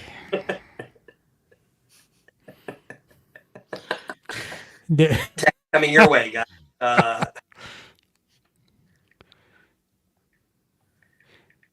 Did we ever tell the story about Dick blanking Van Dyke? Well, if we didn't, our friend Doug was ranting about the Scooby-Doo movie episodes, where Scooby-Doo would have the guest stars. There'd be cool ones like Batman and Robin, but some of them were like the Three Stooges, but the 3 weakest ones was Phyllis Diller. Sandy Duncan, and Dick I see Van clouds Dyke. of white, shepherd's pie. Louis Armstrong was on there? Sandy Duncan only had one eye. And I think to myself, what a wonderful world. I can't stop watching this. I made that verse up, so you guys know. No. Actually, I think it might have been Damon that made it. I can see Damon doing that. Yeah. We got a feel for Sandy Duncan. She gets kicked off her own show. No, Right. I'm No, backwards. she Valerie took got kicked to off her own show. Valerie got kicked off her own show. Yeah. Yes. How does that happen? Well, That sweet Trisket money bought him out. speaking of Roseanne, Trisket. Roseanne got kicked off her own show. How do you have Roseanne without Roseanne?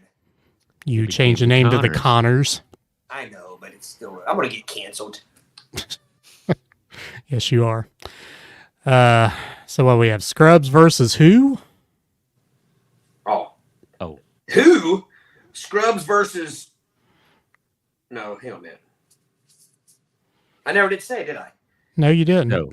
We got people voting Scrubs, and I haven't even given the second. I think they were hung up on Dick Van Dyke. Yeah, Scrubs beat DVDS versus King of Queens. Ooh. That was the 14 seed defeated the number 3 MASH. You know it, Chris.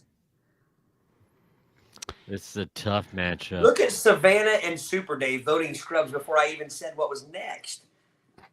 That's how strongly they feel about Scrubs. I liked Scrubs a lot. Scrubs. But King of Queens. Scuds. King of Queens for me. Iraqi missiles. Shrubs. Those were some lame missiles. Yes, they were. Shrubs. I would say King of Queens Greatest show ever. by a skosh. But it looks like what'd you say, Brady? I said King of Queens in a close one, but I love Scrubs. Yeah. Eric, I know you. I know you love your medical dramas. I do. So Yeah, I would almost medical say your medical Scrubs comedy, is not so much. Yeah, not so But I much. mean, blasphemous to you. Yeah.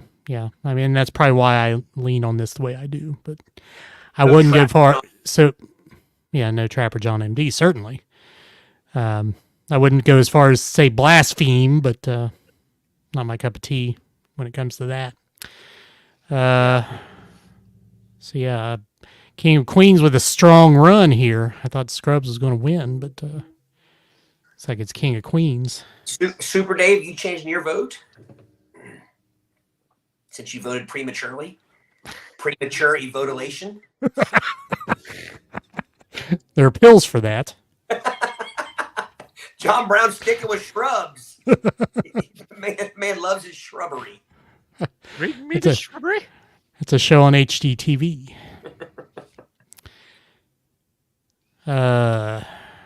I'm thinking King of Queens. I am too. 1, 2, 3, 4. 7 with us. Count up the Scrubs. The Scrubs, the Scuds, and the Shrubs. 1 Scrubs, 2 Scrubs, 3 Scrubs. 3. I think John voted twice. That's why I thought there were more. Yeah. So King of Queens solidly with the win. Yes. KOQ, baby. KOQ. So Super Dave said no, not changing Scrubs. Early seasons are great, just as the Todd high five. Yes. Gotcha. All right. Last matchup of the D region. The D region.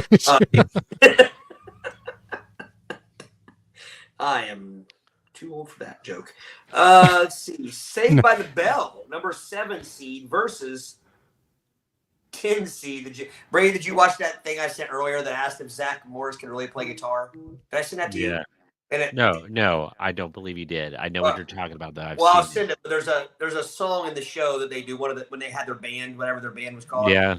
Like there's a guy that I guess played the fingerings of what Zach was doing during the song, and you have to hear it to appreciate it. But anyway, Saved by the Bell that beat the Jeffersons, by the way, versus The Office that beat Leave It to Beaver.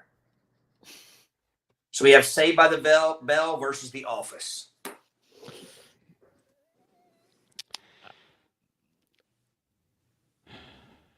Office. Kelly Orifice. Kapowski, Jesse No, Spann, man.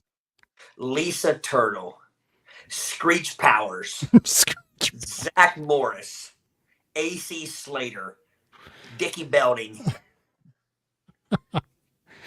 Miss Bliss. Miss Tori, Savage. whatever her name was. Savage Bliss. Tori Savage. Savage? Hang on. Okay.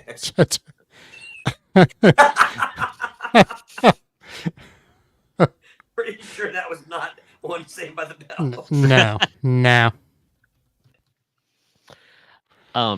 They are both solid. Saved by the Bell is wonderful, but The Office, man, it's a new era of humor. It. John, you're killing it. You are. We're playing a little fix the joke, baby. If you just put shaved instead of saved, John, that would have been the perfect joke. In the orifice. The Orifice, yes.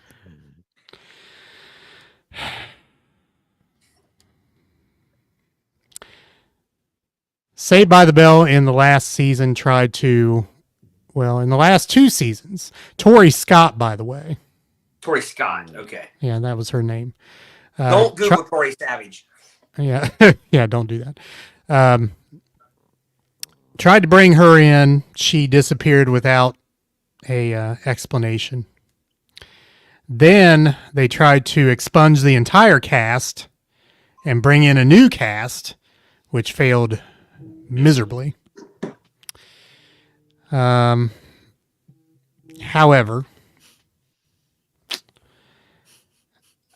I think I'll still go with it. Saved by the Bell. Saved by Todd, you don't have a choice here. I'm just cracking up at John's answer. John's answer is straight out of what was the show? What was the movie? Zach and Miri. Like the that's what I say. That's great. Have I been threatened, fellas? You have been Yes. threatened. The gauntlet has been thrown as he gazes behind him and gives a He's furrowed debating brow. divorce, frying pan and divorce, or voting right. his crush. So there are several things at play here. All right. Todd, will you be saved by the balls here, or are you? Hey, well, she knows I'm not afraid of her.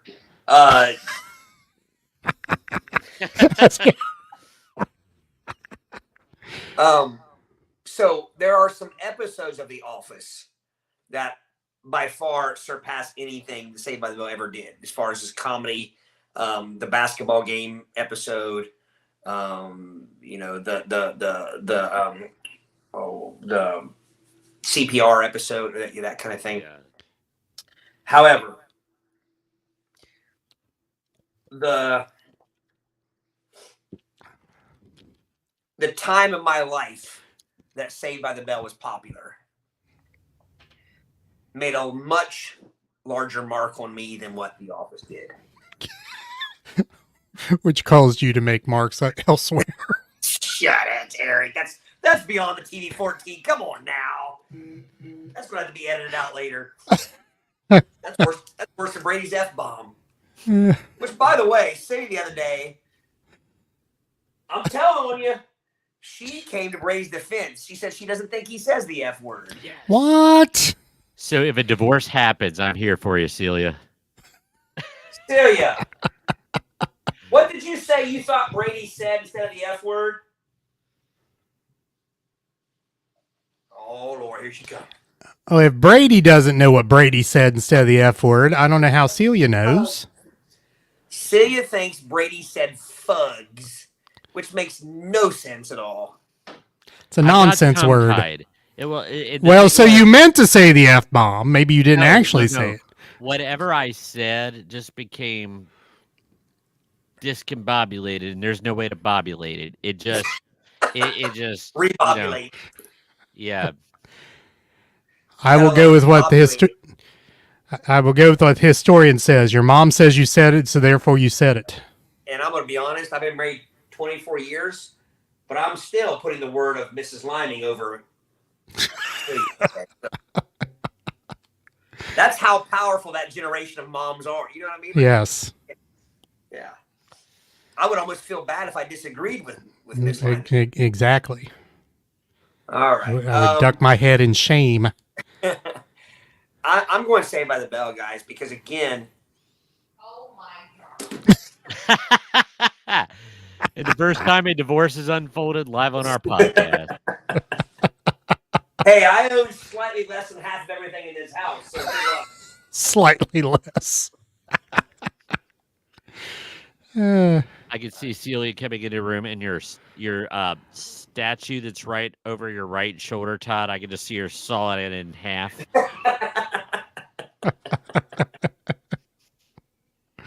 All right. We've lost control here. Out of control. So did we all three say Saved by the Bell? I think we did. Notice she's not giving you guys crap, fellas. It's all me. I said The Office, and I'm not just trying to get with the bandwagon here, but I kind of regretted it after I said it, because the more I think about it, the Office is better, but I had a lot of fun making fun of Saved by the Bell. I don't know. All right, so I before we count votes, I would like to explore this comment by Celia, and if she would like to come in and explain or explain via comment, please do. She says, if you have to bring in actors to, quote, save, unquote, your show, then it's not that strong to begin with. So which actors are we talking about? Are we talking about the complete retooling at the beginning with Good Morning Miss Bliss versus Saved by the Bell, changing of actors and venue? Or are we talking about the Tori Scott? Are we talking about... With Tori Spelling? The Tori Spelling. Are we talking about she was in it. Are Yeah, we talking she was. about the Leah Remini? Yeah. Her name's Stacey Carosi. Yeah. See? So, How many crushes can you have in one show? That's the question I ask. Pre-Saved by the... Or pre... oh, look at this. Mom chimes in. There you go. She says she appreciates your confidence in her, but she's not saying I said it.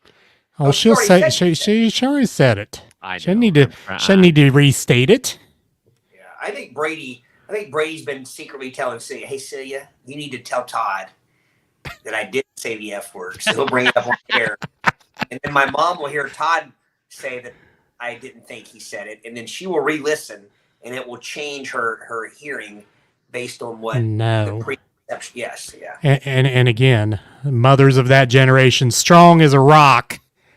She knows. Like a rock.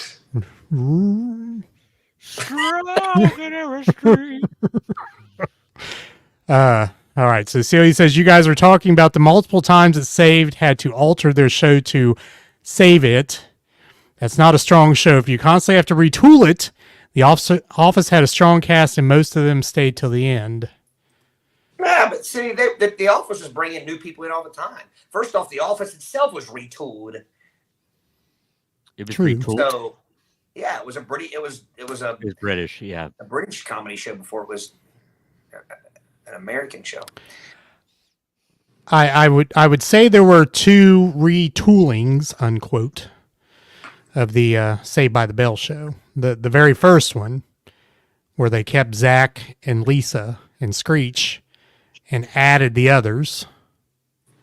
And then they threw everybody out at the end and brought in a whole new, that wasn't going to work, and it didn't work. So I wouldn't count that one. Well, but would you say they made the show fundamentally changed with that retooling? It was in Indianapolis, and they moved it to California. And there was no mention made of Miss Bliss or any of that Indianapolis stuff No. when they went to the Saved by the Bell piece. Well, and then, but here's how strong the OGs in Saved by the Bell were. Not Miss Bliss, Saved by the Bell, is when they brought in Tori, but later Kelly Kapowski came back. Kapowski. And lasted through the college years even. True that. Now Jessie Spano fell off the bandwagon and ended up in Las Vegas as a showgirl, but that's a whole different thing. Yeah. Well, I mean, yeah, I don't know. It's a tough one. My vote for this, there's no doubt about it, The Office was a better show. Yeah. But at the time, Saved by the Bell was just a lot more of my thing. You know what I mean? Yeah. And again, I believe Saved by the Bell was transitional in the fact that it was a kid-led show. And unlike 90210, it wasn't a bunch of 30-year-olds playing these teenagers. Right. You know? Correct. True. All right. So The Office, Gary says The Office brought in actors to replace, so they had it right in the first place. Valid point. Samantha, due to City's input, I'm now considering rewatching to listen to this language from Brady. And Chris was right on it. Episode 153, timestamp 5147. I'm surprised you didn't make it a link. You have a good point. Yeah, that's a good point. I mean, now the mockumentary had been done by like in Spinal Tap, some of those types of The Christopher movies. Guest movies, yeah. Yes, but you're right. As far as shows, I don't know that there Yeah. had been a mockumentary type of show. Yeah, maybe Yeah. not on TV. All right, so back to the voting. You're right, Celia. I say from the couch tonight. So Brady says The Orifice. Is that what So you did he say? change his vote? I thought he changed his vote. I originally went with The Office, but I'm going to stick with it. I was kind of waffling, but I'm going to stick with my original vote, even All though right. I love both. So 2-1 Saved by the Bell. 2-2 with Gary's vote. 3-2 Office with Celia's vote. 4-2 Office with Savannah's vote. 4-3 Office with John's vote. 5-3 Office with the historian's vote. John restated his vote in a different way. Super Dave says Saved by the Bell, so that makes it 5-4 Orifice. Then we get into threats of divorce. Mrs. Liming having to make an appearance just to make sure Brady doesn't lie too much. Squirm. Brady Look was at squirming. Josh coming in hot. Samantha with The Office at 6-3 Office. Josh Saved by the Bell 6-4 Office.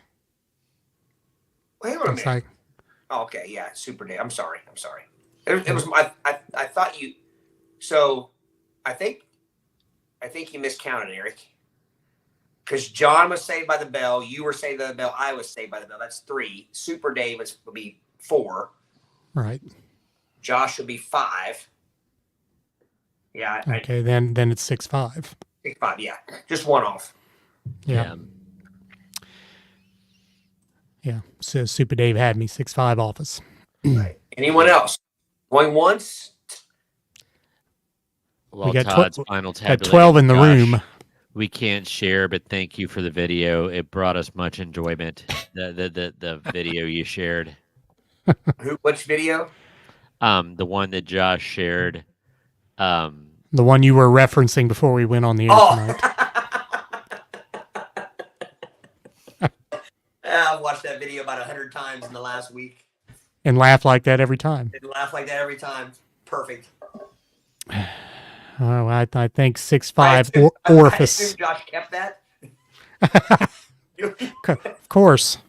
you almost have to. Yeah. Anybody got a light? Yes, sir. Yeah. Guess next time we play cards, Josh will give us a light.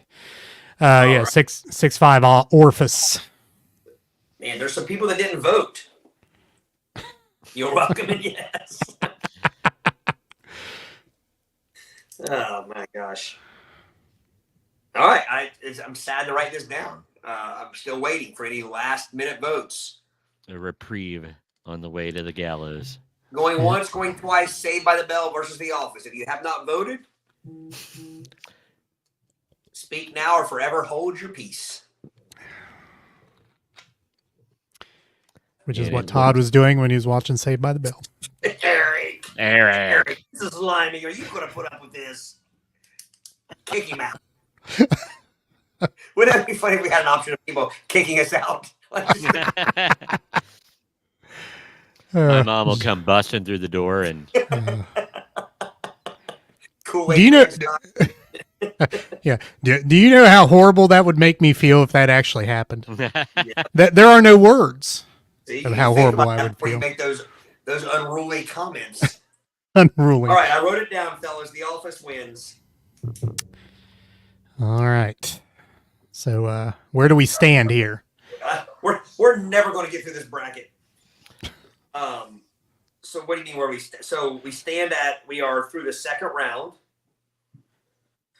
I think we have to take this. I think we have to go ahead and call it a night with this. We can play the game and then we'll get back to this next week or the week after. Well, I'm not even sure we have. yeah, We're at the 2-hour mark. we're at the 2-hour mark. I'm good with a little taste of the game if we still have a few people in here. I mean, Well, we It's a new still game. have to talk about the Brown County Fair a little bit too. okay. Yeah, I think Well- that was the mini topic that was suggested. Okay. Just a miniature topic for our listeners. We know it's Brown County Fair break for the schools next week, and the Brown County Fair is a cultural institution and play it by your land. And we want to And we need to talk. And we need to talk about it because we won't have a show next week. that is true. kind of the whole. So, just a few things as you're going to the fair. Just a reminder, and you could catch our episode about the Brown County Fair. I forget what number it was. I'm sure the Chris historians will knows. find. Yeah. Historian, give us He's the already- number episode of the Brown County Fair. So we will remind you to be on the lookout for a couple things. When you're walking around that ring, look for a crestfallen teenager who has gotten dumped and has to look upon the person that they got dumped for holding hands with their former squeeze as they do the walk of shame around the ring, and they keep on running into each other. Raise your hand if you got dumped at the Brown County Fair. It's one thing that never happened to me. Really? Episode No. 7, Chris says. Episode 7. I was going to say episode 9, but close. Here, Chris, you might not know this about episode 7, about the fair episode. This is when we were still doing the episodes at Eric's house. This is during COVID still. When COVID was a thing. And so we would record it. Obviously, we weren't live on Facebook yet. And Eric made some editorial decisions, some executive decisions on this particular Yeah. episode. Did you remember Yes, that, Brady? that's on my list because I was going to bring it up. Brady's still pissed about it. I guess Now, due I to the will comments add- I've made tonight, Brady is now going to blow the show up. I will add that Eric did not ask Brady before he made those. That's called an executive decision for a reason. Eric did not ask Brady, and Brady was a bit taken back by why Eric chose to. And I believe it was all about the story about someone losing their finger on the Rocco plane. Yes, And- well, no, it was the The Rocco plane. oh No, gosh. the Ferris wheel. The Yeah, zipper. thank you. I was That was a in Ferris line. wheel. Opening night, yes, it was the Ferris wheel. Opening night, and my mother is with me in line. Edit this, Fiscus. Edit this. So I'll kick you out of the room. I have that power. Okay, Heben. He has the. Even. Are you flexing? I am flexing. Watch yourself. So no, legit. What happened was I was in line. I was probably about 8 or 9, and the ride operator. We know that carnival ride operators are sometimes of a questionable sort, and this gentleman jumped the gun and slammed the restraint in, and it cut off the finger of a little girl. It didn't cut it off. It pinched it off. It pinched it off. Yes. And but the peeps, I was in line. They drove us away because they shut down the ride. But I was told, and this is facts, that the guy leaned over, picked up the girl's finger, and handed it to the mom. Now I also know that it was reattached. It was Savin, which is, we're talking early 80s here. But I think Eric thought I was going to dwell upon the operator. You I did think it dwell was- upon the operator. I think it was more of some of the terminology used to describe the operator. I think is what it was. Yes. All you had And, to do is and I say- understand. All you have to do is say the Nolan Company, and then everybody was around. Everybody knows. Got it. Uh, Oh. Yeah. Can we quickly go through the Brown County Fair? We might have to put this. There is a Brown County Fair bingo card. well, it is a county fair bingo card. Yes, County Fair bingo card. For those of you guys listening at home and not seeing video, if you see it, guys, I did not write this. Although these could have been the words right from my mouth. Moot. If you see a shirtless tank top rolled up on the shoulder, like a shirtless person with the tank top rolled up. Well, Where do you see that? That's not the good bingo card I have up here. That's the bingo card I'm looking at right now. don't move that yet, Eric, because I wanted to bring up here. So this one It's food. has a couple of things that are not reminiscent of the Brown County Fair. For instance, snow cones. Nobody gets a snow cone at the Brown County Fair. No. Yeah, There's no No. petting zoo at the Brown County Fair. there what used got- to be. Well, you got. I mean, the whole 4-H barn's a petting zoo. I guess so. You got mini ponies, or I guess just ponies. Mini ponies is like I mean, Yeah. that's like PT time.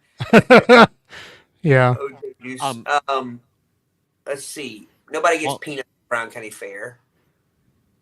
On my Brown County Fair bingo list, Can- I wait, you cannot have a read graphic? a lot of these. Do you have a graphic? You can't put it up. I do, but we can't share it. Okay. You're just gonna have to trust me on this one.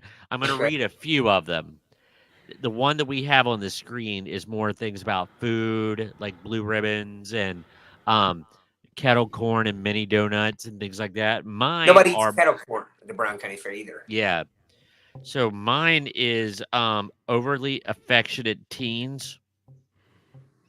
Couple sharing a pack of Newports. Kid on a leash. Don't see that too much anymore. No, that didn't last long. Cowboy hat and boots, flannel and belt buckle. Oh yeah. Huge belt buckle. Yeah. Carhartt, or what's the vice grips on the side and the little pouch carrying the Oh yeah, yeah. whatever those were. Shears, whatever. Look, Gary, we trust you, Brady, guessing this bingo card has the F word on it Hey. somewhere. Yeah, for pork Easy. tenderloins. Fight on the Midway. Oh yeah. Let's see. This one's interesting. Somebody wearing white Oakleys. I didn't realize that was a trigger, but I've heard that pop up in pop culture quite a bit of late. So Go ahead. well, it's funny because like the fair has a couple different meanings to depending on your age. So when you're younger, it's all about the rides. Mm-hmm. And then the minute you turn 18, those rides make you sick. Like they're not meant for adults. And then at some point, when you're an adult, it becomes about the food. Yeah. and it Yes. all you make lap after lap and just eat. Yes. And that's pretty much what the fair went. It was like rides, and then food. But I think I talked about this in the episode. It's been what 150 some episodes ago or whatever, 60 some episodes ago. But my best memory of the fair, it was the summer that Appetite for Destruction came out, and every Nolan ride operator was cranking Guns N' Roses' Appetite for Destruction. Welcome to the Jungle. A Sweet Child of Mine. Like it was Night fantastic. Train blasting from the Himalaya Express. It was awesome. I mean, you got a guy up there smoking a left-handed cigarette. You're on the Himalaya Express listening to Sweet Child of Mine, and then next thing you know, they stop it, and you go backwards. You go the opposite way. Did they say, "Hey, Rook, you mind if I burn a lefty?" Mind if I twist a bird? What am I going to say? 6'5" and a giant man. Get out. Here's a goofy one, but you know what we're talking about here. A Looney Tunes Attitude shirt. So usually has Yosemite Sam or Tasmanian Devil with an obscenity on it of some kind. And the offensive word is not varmint. I had Yosemite Sam floor mats in my car. Does it say back off? It said back off. Yeah, I think so. Yep. Yeah. Anything with a Confederate flag on it. Now, I don't remember that much back then. I don't recall that much. Yeah. Now, as a Ute in like 7th grade, I remember there being a lot of British flag sleeveless T-shirts capitalizing on the Def Leppard thing. Yeah. Well, let's get into the food real quick. If you're going to the Brown County Fair, I haven't been in years, so I'm assuming the food's all the same. And if it's not, it's a shame. You got the fries. Yes. The only time I put vinegar on fries at the fair. You have, I always like the pizza at the fair. I don't think I ever got fair pizza. No. You can get pizza anywhere. There was always a pizza place beside the Putt Putt. Yeah. Remember that one? Yeah. Various deep fried offerings, which wasn't a thing until we got older. I got to put this in. B5, Josh says, overalls with no shirt. Yes. Uh, there was the deep fried. That was your 5th grade year, so that was about right. My 6th grade year, yeah. And then Brady or Eric won. Tell everybody what they have to eat when they go to the Brown County Fair. Brady? The pork tenderloin. The pork tenderloin. Yes. You got to put mustard on it. No, you don't. Horseradish. You don't put any condiments on your pork tenderloin, Brady? No. Do you know who you're talking to here? That's true. Yeah. The essence of the tenderloin is the tenderloin itself and its breading. It doesn't need anything else. Oh, mustard Perfectly peppered by those pork-producing tenderloin smiths. Groin Smith. Tendersmith. Groin Smith. Groin Smith. Well, so yes, things to look for. We have to bring it up. There's a lot of to-do about fair prices this year. Yeah. $15. Yeah. I don't know what to tell you. I don't know what to tell you. I won't be going. It has nothing to do with the cost. I haven't gone in years. We stopped going when our kids got a little older. Do you know what I want to try that I've never got to try? Those delicious smelling, like those Italian or Polish sausages that has the peppers and onions, and they got them like kind of sitting in the front of the cake, like they grill them up, and they smell wonderful. But I've never tried one. I had one. That is also an adult. You don't get that when you're a kid. When you're an adult, you go get something like that. I did get it when I was older. I like the deep fried vegetables too. Like Yeah. very just whatever they are. And I also the Brown County Fair is the first place I ever remember getting a foot long what do you want to call it? Corn dog with no dog, just cheese.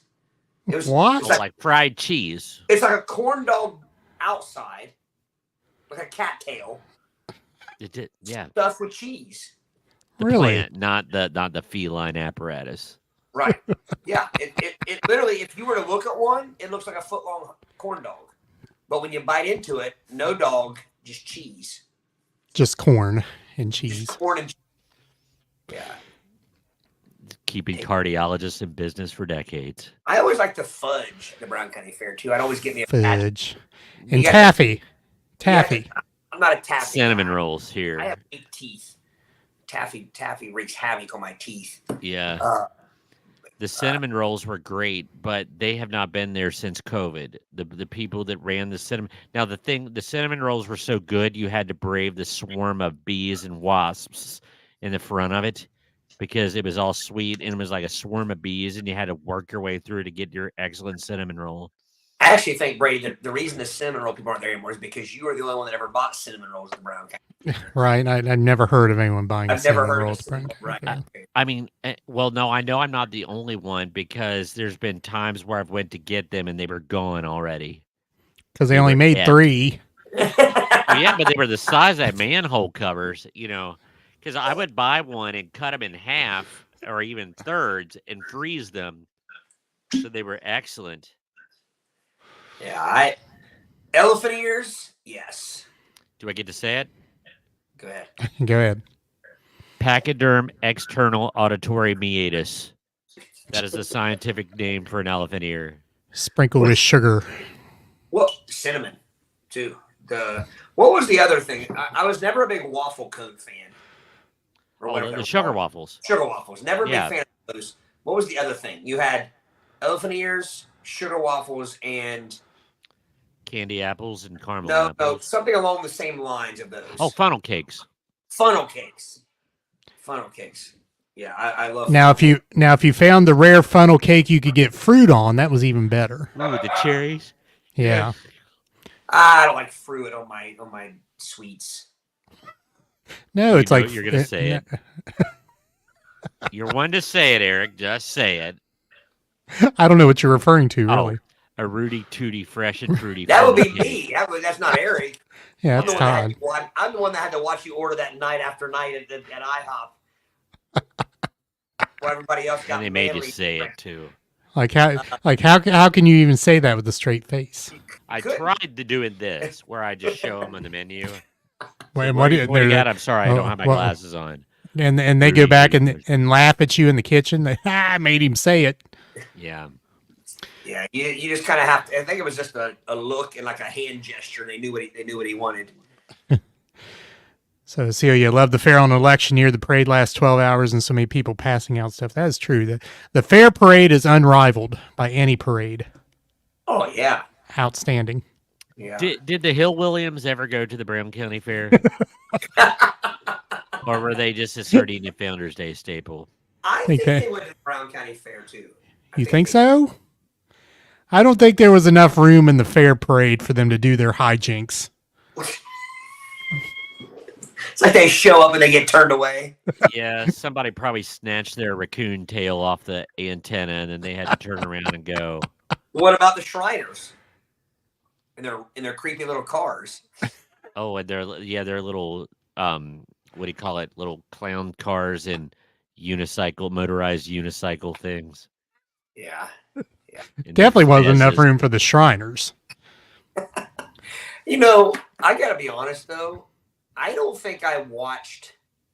To me, the what's the word I'm looking for? The climax, the pinnacle of parades was the Sardinia Parade. Yeah, I was never a big watcher of the fair parade. things to do. Had too much to do. Yeah. I mean, you had people dumping you. You had food to eat. You had, Well, to try Threw to, up under eight shoes on the tilt-a-whirl. you had to sneak in the fair over on that side hatch over there, back behind the. You can always sneak in there. Don't Don't try that at home, kids. I'm sure Yeah. they got that shut up now. So that's how much of a sad sack I am. I don't even think I ever had a fair date. Well, you're better off. Yeah, it was nothing but heartbreak. No, so here's how pathetic I am. I got dumped at the fair one year, and in the same year, we'll get into that. But I didn't get. We're really going to have a divorce here. Yeah, the same Yeah. year after getting dumped, then I had to watch an ex walk, like you said. Somebody said earlier, walk around holding Walk of hands shame, yeah. with their new beau. So not only I couldn't even fight back, I couldn't even walk back holding hands with someone. It was like, here I am alone, watching this guy punch the punching bag here in the damn arcade for the last 2.5 hours. With his tank top rolled up in his back pocket as he won her a toot mirror. There were 3 people that punched that bag year after year after year, the entire day. Every day you could go there, it was the same 3 people in line. And there'd be they a were crowd flat around super it. Chicks. Yeah. And they all had a perm. Well, wouldn't you? When I had a If I- perm, No, well, no. If I could punch out 10,000 foot-pounds on the old, whatever you call that thing. Speed bag. Yeah, speed bag. I don't think it was a speed bag. It was Well, a that's what it was It, meant to look well, it like. was shaped like a speed bag, but it wasn't carried out like a speed bag. It wasn't speedy. Right. Yeah. I saw one of those. We played somewhere here recently. Oh, it was at the Newport Oktoberfest, and they had one of those punching bag. Because I had to tell Devin, I was like, don't, because that's something that a drummer would do. You go over and punch that and break their arm right before a show. Yeah. Drummers Or don't break their hands and all Or, that. or give yourself carpal tunnel or something. Yeah. And I was telling E-Swope, it's like at the Brown County Fair in our era, us Eastern kids had to avoid throwing cinder blocks into our student section also from those Western Brown rowdies. True that. Never will See, forget. We've heard this story, and I'll keep it as PG-13 T40 as I can. But old buddy Casey, rest in peace. When it was big to go page someone with an inappropriate name. I won't remind you guys what he did. But so everybody's doing ones that actually work, like like Phil and Pat McGroin and things like that. And I will text you guys what he had paid. And they actually called it. So, do you think they actually thought twice in there? Like they had to decide, should I say this or not, and then go ahead and say it, or were the people just so old and out of touch they would just say anything? Check out your text. I never forget he said he was going to do that. We're like, they're never going to say that, and sure enough, they did. Oh, that's great. What else? I remember, I have a distinct memory of when waterbeds were a thing. There was a waterbed tent, and you could go check out waterbeds. Yeah. And I don't know why I remember that, but that was a big deal. Go figure. So Celia asked, "Did Todd tell you about when I met a Hill William 2 years ago?" Do tell. Like a parade Hill William or an actual Hill William? Yes. And my buddy Tom Westner, he still hasn't told me yet, but he said he had the origins of the Hill Williams at Sardinia Founders Day Parade, and he was going to tell me the story, but I have not got to touch base with him about that. So as soon as I find that out, I'll let you know. I don't even know what she's talking about meeting a Hill William. That former student of mine with his grandpa mowed our yard. Yeah. He was? So apparently we had a Hill William mow our yard. Right? Was it in a jalopy with a coon tail on it?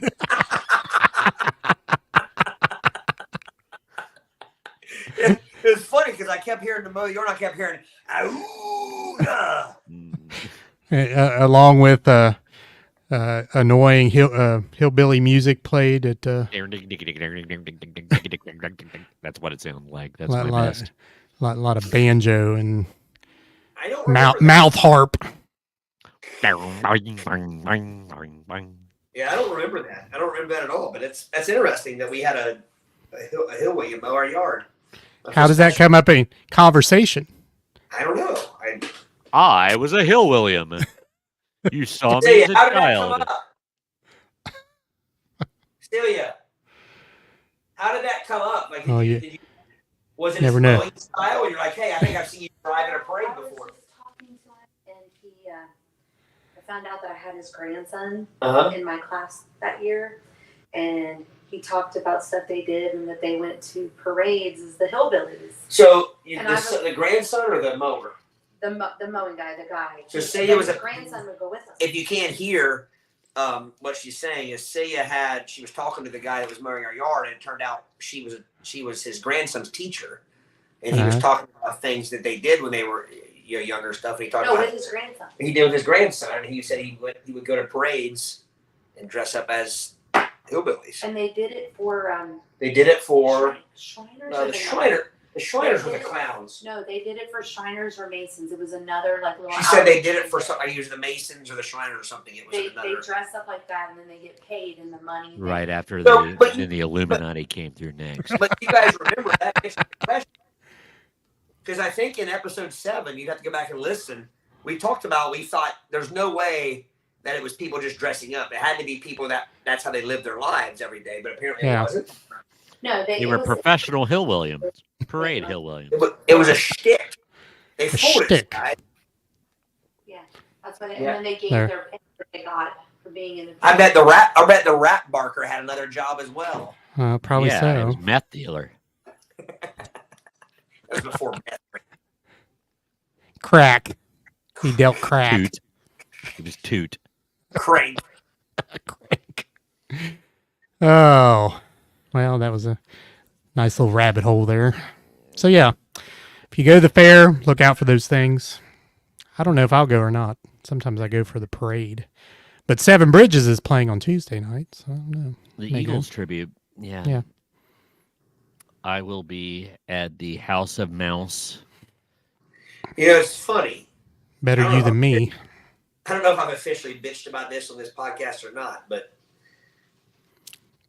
I like to think that in Brown County musical history, that some of us Brown Countians that have been playing in bands for years are on that docket, yet never once have we ever gotten to play the Brown County Fair. Never even an invite Never even Well- an invite. because Well, our music didn't fit the two genres, I- country No. or western.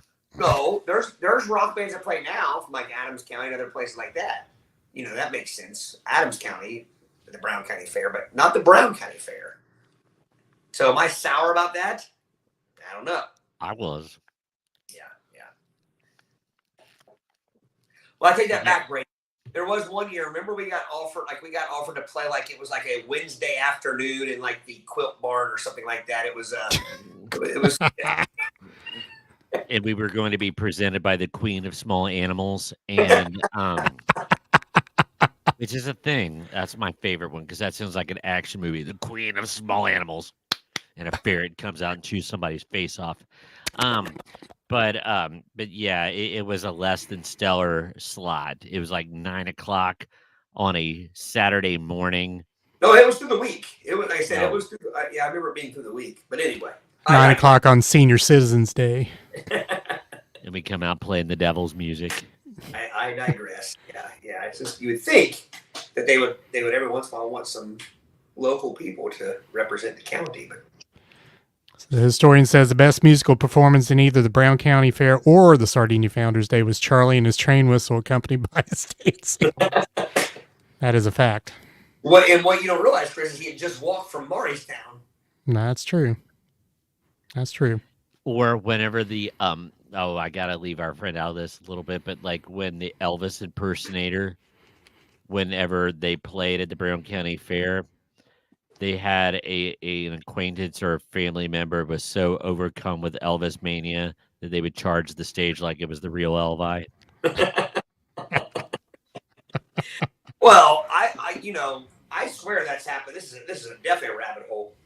I swear that's happening with the tribute band craze, and it's more power to them. But I do think they're like, if you noticed that, like, they will promote tribute bands, and if I were in the tribute band, I would be upset. They promote them as like the actual band that's like they're tributing, and you can't tell me they're not doing that to try to, like, you know what I mean? Like, Yeah. it's one thing if you are a tribute band and they say, here we are, playing the music of REO Speedwagon or whatever. But like, Don Jovi. Don yeah, Jovi. yeah. I mean, Mocking. Bon Jovi at least said, like, playing the hits of Bon Jovi or whatever. But like, I see some of these people, some of these places promoting a tribute band, and they literally won't even have the name of the tribute band. It'll just be, sometimes it's even the poster, or it's like a picture of the actual band, and it's like, Whoa. cool. Great Off-White. Great Beige. Great eggshell. Oh. Uh, I wonder who's playing the Brown County Fair this year. Seven Bridges. Seven Bridges, yeah. And then some guy after him, I guess I'm supposed to know, but some So country wait, guy. wait a minute. Seven Bridges isn't the headliner? No. No. Billy Chestnut or something. Oh, Uh, it's Mark Chestnut. Oh, thank you. Yeah. Bringing his youth box. So anyway, what we started all this to say was, since we are off next week, because Brady will be in the land of the mouse, yes. go back and listen to episode 7. Was our Brown County Fair a 2-parter? I don't recall that it is. I think it's Radio Founders Day. No. I don't think either one was two-part. Yeah. No, don't bring that up, Chris. That still embarrasses me. Brady Limey and his barcodes. Oh gosh, I get like legit cringe. I'm kind of like yeah, that was embarrassing. Brady Limey and his Raven. Yeah, not to be confused when we were, what was it, McGuffey's in Dayton. It was the Noble Hard Men.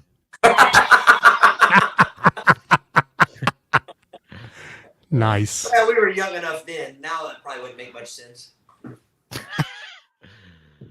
Oh, I forgot about playing McGuffey's in Dayton. Wow. yep. Years ago, yeah. All right, gentlemen. Gentlemen. I'm trying to find who that headliner is. I gotta give you the name because like I said, I don't know the name of that Lee Cottonwood. Lee Cottonwood, that musician, Tony Jackson. Sexual Chocolate. Really? Are you serious? No, I'm not serious. Tony Jackson, that's the guy's name. Sexual elephant ear. It's funny. Like you hear these. Growing up, you kind of you would hear when the kind of the famous musicians, and when they got to their career, when they were playing like county fairs and things like that. Yeah. People. I would not hold. A gig's a gig, man. I mean, you can't. It'd be like John Smith, the second bass player and studio musician for Foghat when somebody broke their finger, formerly of Foghat, kind of deal, like Right. Well, gentlemen, anything else we need to cover here? I don't think so. Brady's off. Is Brady all pixelated on your screen? Brady's a little fuzzy, but he's fuzzing. Here All right. Our audio podcast on Spotify, Apple Podcasts, iHeartRadio, and the iHeartRadio app, and most anywhere else you find an audio podcast. Video-wise, we're on YouTube's Play It By Ear podcast. Search our channel out. Also on Twitch. Twitch. Also search Play It By Ear podcast there. Social medias, we're on Facebook, X, and Instagrams. Chris brought up the Taylor Swift thing. Can interact with us via email, admin@playedbyyearpodcast.com. We asked for voice messages a couple weeks ago. Have not gotten any, but if you want to leave one, click the link at your audio podcast provider. Chris says Brady's favorite Taylor Swift played festival, the Bells Once. Yeah, and they've been trying to capture that lightning in a bottle ever since, Chris. Well, they did pretty well there for a while. I think it's have fallen no off a little problem bit. with Taylor Swift. I'm just sick of it. Oh, well, no, yeah, but Taylor, that's a whole separate conversation. Yeah, I have a yeah. problem with these towns thinking that there's only two types of music, country and western. Or gospel. Country, western, or gospel. And I stood on stage and watched the proof that the crowd will also like rock music here in this town. Yes. Yes. I would argue it was a bigger crowd than the Festival of Bells have had. So, and I don't say that to toot my own horn because we weren't the only band there. But my point is, these towns need to realize that people enjoy other types of music other than country. Well, maybe when people our age get to be in charge. Or will people, when we get in charge, people be saying the same thing about us, like these guys in that classic, that stick.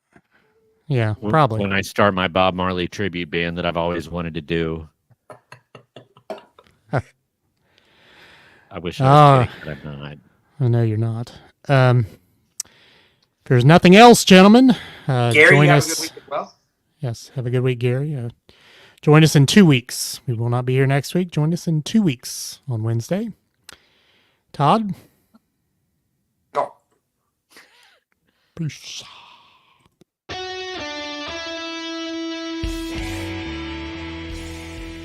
Thanks for listening to the Play It By Ear podcast. You can follow us on Facebook, Twitter at Play It By Ear Pod 2, and our website at anchor.fm/Play It By Ear podcast. Thanks again, and join us next time as we play it by ear.